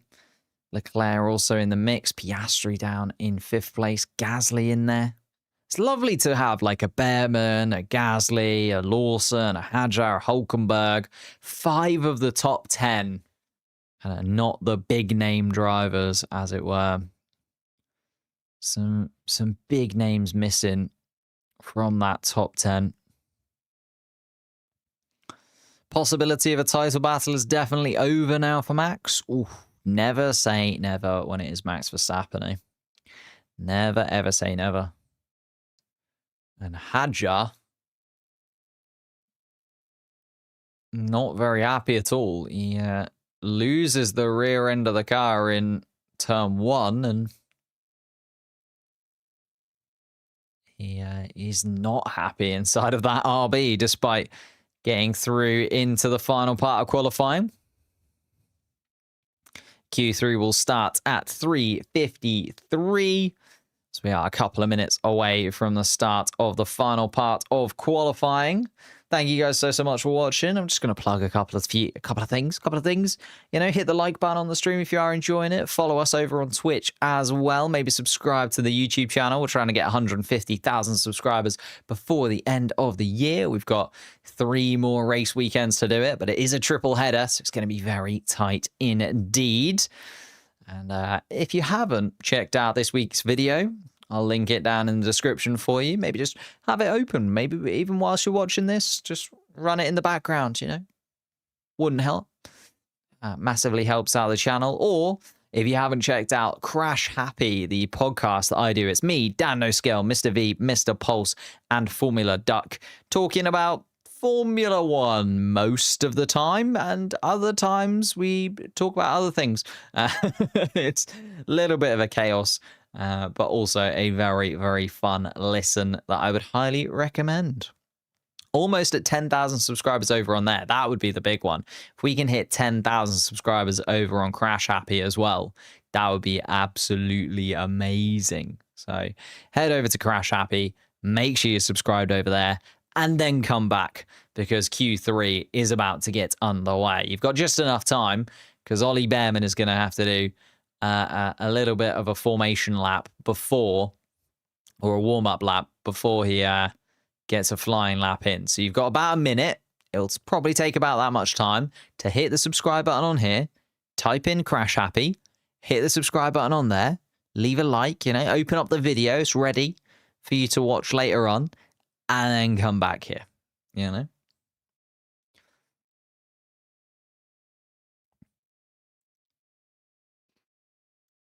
What about asking the P1 guys for a visit on Crash Happy? I mean, we'll see what we can do. We've had a couple of guests on there. We are looking for more guests. So certainly, if you've got somebody that you'd like to see, come over to Crash Happy. We are very much up for getting people involved. It's all fun and games. Ollie Bearman then out on track, running around in Q3 once again. Qualified 9th in Singapore, 8th in the US. It's got an opportunity to go even better than that. Nico Hülkenberg also into Q3 for the first time in a very long time. Gasly coming around turn 4. Leclerc and Norris making their way out of the pits as well. Lawson, Hadjar, Piastri already out on track. And it is George Russell and Kimi Antonelli once again zigging where everybody else has zagged and waiting for everyone else to get their laps in before they even leave the garage. Ollie Bearman then is going to be the first driver across the start-finish line this time around. So is going to go to the top of the timing sheets once more. It's just whether or not anyone else can catch him. It's an 18.1 through the first sector from Ollie Bearman. It's quicker than Nico Hülkenberg's 18.2, so he's already got a tenth of a second on the Stake Sauber car behind him. Russell and Antonelli finally making their way out of the pits as Pierre Gasly comes across the start-finish line to start his lap. Charles Leclerc the same. Lando Norris is one to keep an eye on. Of course, pole position for the sprint earlier on this afternoon. Now looking for his second pole position of the weekend. Ollie Bearman, though, sets the standard at a 35.7 through the middle part of the lap, which Nico Hülkenberg cannot beat. Pierre Gasly has gone quickest of anybody through the first sector until Charles Leclerc has just taken that away from him. So Charles Leclerc quickest of anybody in the first part of the lap so far. Can Lando Norris go quicker? No. Lando Norris very slow in the first sector, actually. An 18.8 from Lando Norris. I imagine has made a mistake or had a bit of a lock-up there somewhere, because Lando Norris is not going to finish that lap time, surely. He's not going to come back from 0.8 of a second down. Ollie Bearman set the standard at a 109.9. Hülkenberg 0.4 of a second adrift from that. Pierre Gasly, the next car to come across the line with a flying lap. George Russell has just started his flying lap ahead. Pierre Gasly goes a couple of tenths slower than Bearman, so second fastest overall. Kimi Antonelli starting his flying lap. Here comes Charles Leclerc to go to the front by just under a tenth of a second. And finally, the quicker of the two Ferrari cars. Lando Norris does finish his lap, goes purple in the second and third sectors, but still 0.6 of a second adrift was Lando Norris after a very, very squirmy first sector.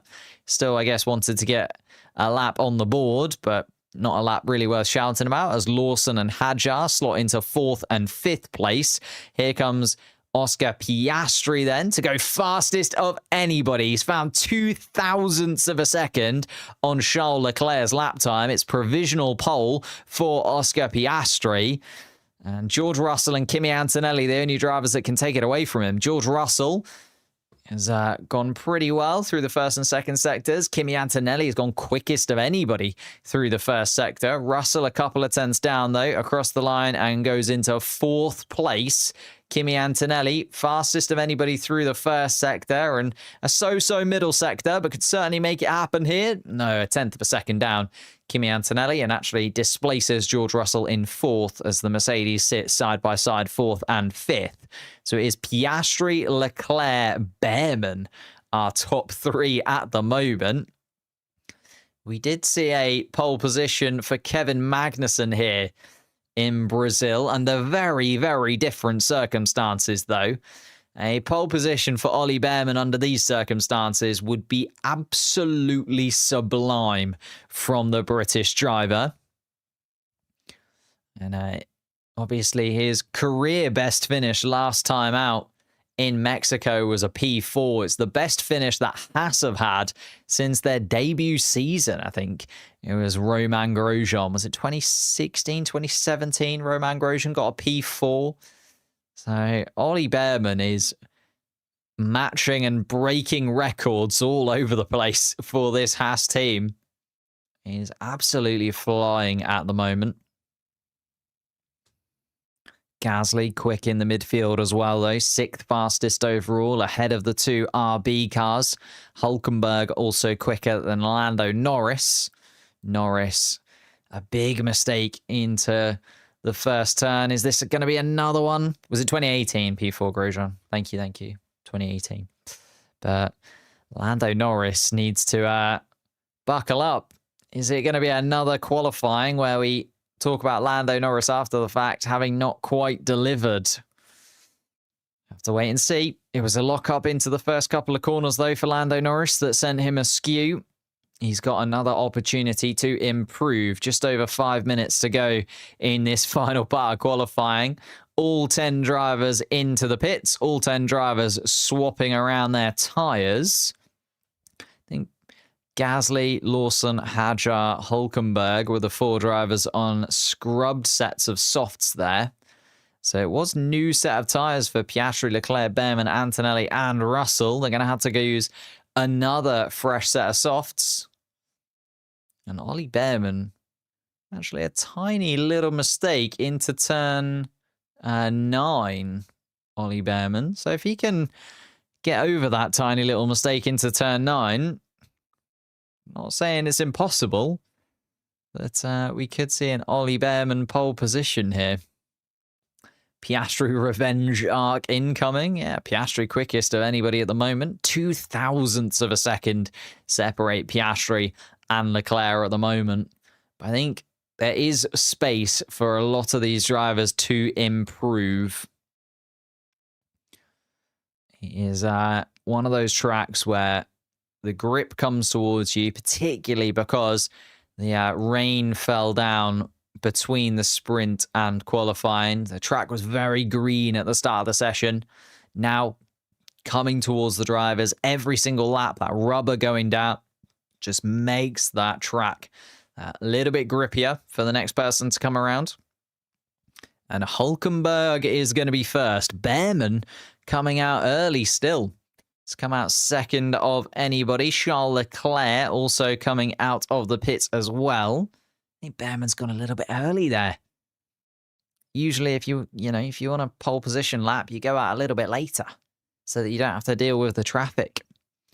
Lando Norris doesn't have that luxury, though. Needs to get out there and make sure a lap time is set. Can't gamble on yellow flags or red flags playing against him. Lando Norris wants to get his lap time in sooner rather than later. Charles Leclerc also deciding to go early as well. So those 4 drivers out on track. Oscar Piastri just getting the thumbs up to go. The visor comes down. And he just has to get everything that's happened over the last few race weekends out of his mind. A clear head for Oscar Piastri as he watches Liam Lawson leave the pit lane just ahead of him and slots himself into the mindset of a championship driver. It's not over yet. Hadjar and Gasly also coming out, but let's look at Nico Hülkenberg, as Hülkenberg is now putting in a lap time. Ollie Behrman comes across the start-finish line to start his final flying lap of the session then. Was phenomenally quick in Q1 and Q2, Ollie Behrman. Can he round it out with a sublime Q3 as well? Charles Leclerc behind him, also looking to improve. It is hundredths, thousandths of a second between the front three. Ollie Behrman has lost a little bit of time in that first sector, though, as Charles Leclerc has actually found a 10th in Sector 1. The Ferrari has come to life underneath Charles Leclerc in this final part of qualifying. Lando Norris has also found a 10th on his teammate and improved. It's not purple, though. Charles Leclerc still quickest of anybody through the first part of the lap. Ollie Behrman coming through the second sector. Nico Hülkenberg, I'll be honest, hasn't really done anything worth writing about. And Ollie Behrman has actually lost a little bit more time in that second sector. I think he's maybe just hit the peak of what the Haas car was able to do last time around, and I don't think he's going to improve in this one. Doesn't. Ollie Behrman stays third fastest. Charles Leclerc, though, and Lando Norris finding time. Leclerc is going to go to provisional pole by almost a 10th of a second to Oscar Piastri. Here comes Lando Norris, though. He's got a little bit of time in hand with a purple second sector, and wow, a purple final sector from Lando Norris as well. Goes to the top of the timing sheets by a considerable margin. That is going to take some beating, and here comes Oscar Piastri to try and beat it. He's a 10th of a second down, though, on Lando Norris just through the first part of the lap. Lando Norris, all the pressure was on him after a mistake in the first lap of Q3. He's come back swinging, has Lando Norris. 0.3 of a second on Charles Leclerc, who was looking very, very fast inside of that Ferrari. Liam Lawson and Isaac Hadjar are also on flying laps either side of Piastri. Kimi Antonelli has just come across the start-finish line as well. George Russell on a flying lap. I think Pierre Gasly too, but here comes Oscar Piastri. He's down in the middle sector as Piastri. I don't think he's going to improve a dramatic amount. Is he going to slot himself into second place, or is he going to start behind Charles Leclerc? Let's see what Piastri can do. Very tight to the line. Stays where he was. Stays third on the grid. He's going to be looking at the rear end of Lando Norris unless somebody else can displace him. Here comes Isaac Hadjar to go fourth fastest, and Liam Lawson also jumped ahead of Ollie Behrman's Haas. So both of the RBs, fourth and fifth at the moment. Gasly comes across the line to go eighth fastest ahead of Nico Hülkenberg. It's currently George Russell, the slowest of the 10 cars out on track. Let's see what he can do as he comes across the line. He's fifth fastest between the two RB cars. And Kimi Antonelli not looking quite as quick as he was earlier on today. Antonelli, pole at the Miami Sprint, P2 in sprint qualifying yesterday. And P2 once again. It's a much, much better final sector from Kimi Antonelli. Slots into second place. And Charles Leclerc and Oscar Piastri have to settle for the second row of the grid then. And Charles Leclerc had already come into the pits and slotted himself behind the number 2 marker. They had to swap it around inside of the pit lane because Charles Leclerc is now the third fastest car. And they'd parked him up ready for the interviews. They've now had to swap that around as Kimi Antonelli slots himself into second. So it is a little replay of the front row from yesterday. Lando Norris will start first. Kimi Antonelli beside him in second. Charles Leclerc improves, though. He's up into third. Displaced Oscar Piastri, who started third for the sprint race earlier today. And then Hadjar, Russell, Lawson in 5th, 6th, 7th. Ollie Behrman ended up dropping all the way down to 8th place after he couldn't improve in his Haas. So it's an 8th place start for Ollie Behrman, but points certainly on the cards for the Haas team. Pierre Gasly starts in 9th after scoring a point for Alpine earlier on in the sprint. And Nico Hülkenberg starts inside of the top 10 once again, as he did after sprint qualifying yesterday. A little round out, just in case you missed it. Fernando Alonso, Alex Albon will start 11th and 12th place. Lewis Hamilton and Lance Stroll will start 13th and 14th. Carlos Sainz, the final driver to drop out of Q2. And the first driver to drop out of Q1 was Max Verstappen. He will start 16th place alongside Carlos Sainz. Esteban Ocon and Franco Colapinto will start 17th and 18th. And Yuki Tsunoda will start 19th place, with Gabriel Bortletto starting at the back of the pack despite not being able to take part in qualifying. That car does look like it will be back together again. Even though it wasn't quite ready for qualifying, it should be ready to race tomorrow. Thank you guys so much for watching. As I said, if I could ask one favor of you, check out the links in the description. Hit any one of the videos on this channel if you haven't seen them. I've worked really hard on the channel videos recently, so please do check them out. Leave a like over there. Or if you want to, head over to Crash Happy. We're trying to hit 10,000 subscribers on the podcast. As I said, me, Dan No Skill, Mr. V, Mr. Pulse, Formula Duck, we all talk Formula One and non-Formula One things. It's not just a podcast. We also do gaming videos over there. So if you want to see us play Wreckfest or you want to see us play Gartic Phone, that is all over there as well. So please do check that out in the description down below. And I will be live once again tomorrow for the Grand Prix. Max Verstappen starts 16th. Oscar Piastri starts 4th. Lando Norris sitting pretty at the top of the championship and at the top of the timing sheets in qualifying. Can he hold on to it? We'll find out tomorrow.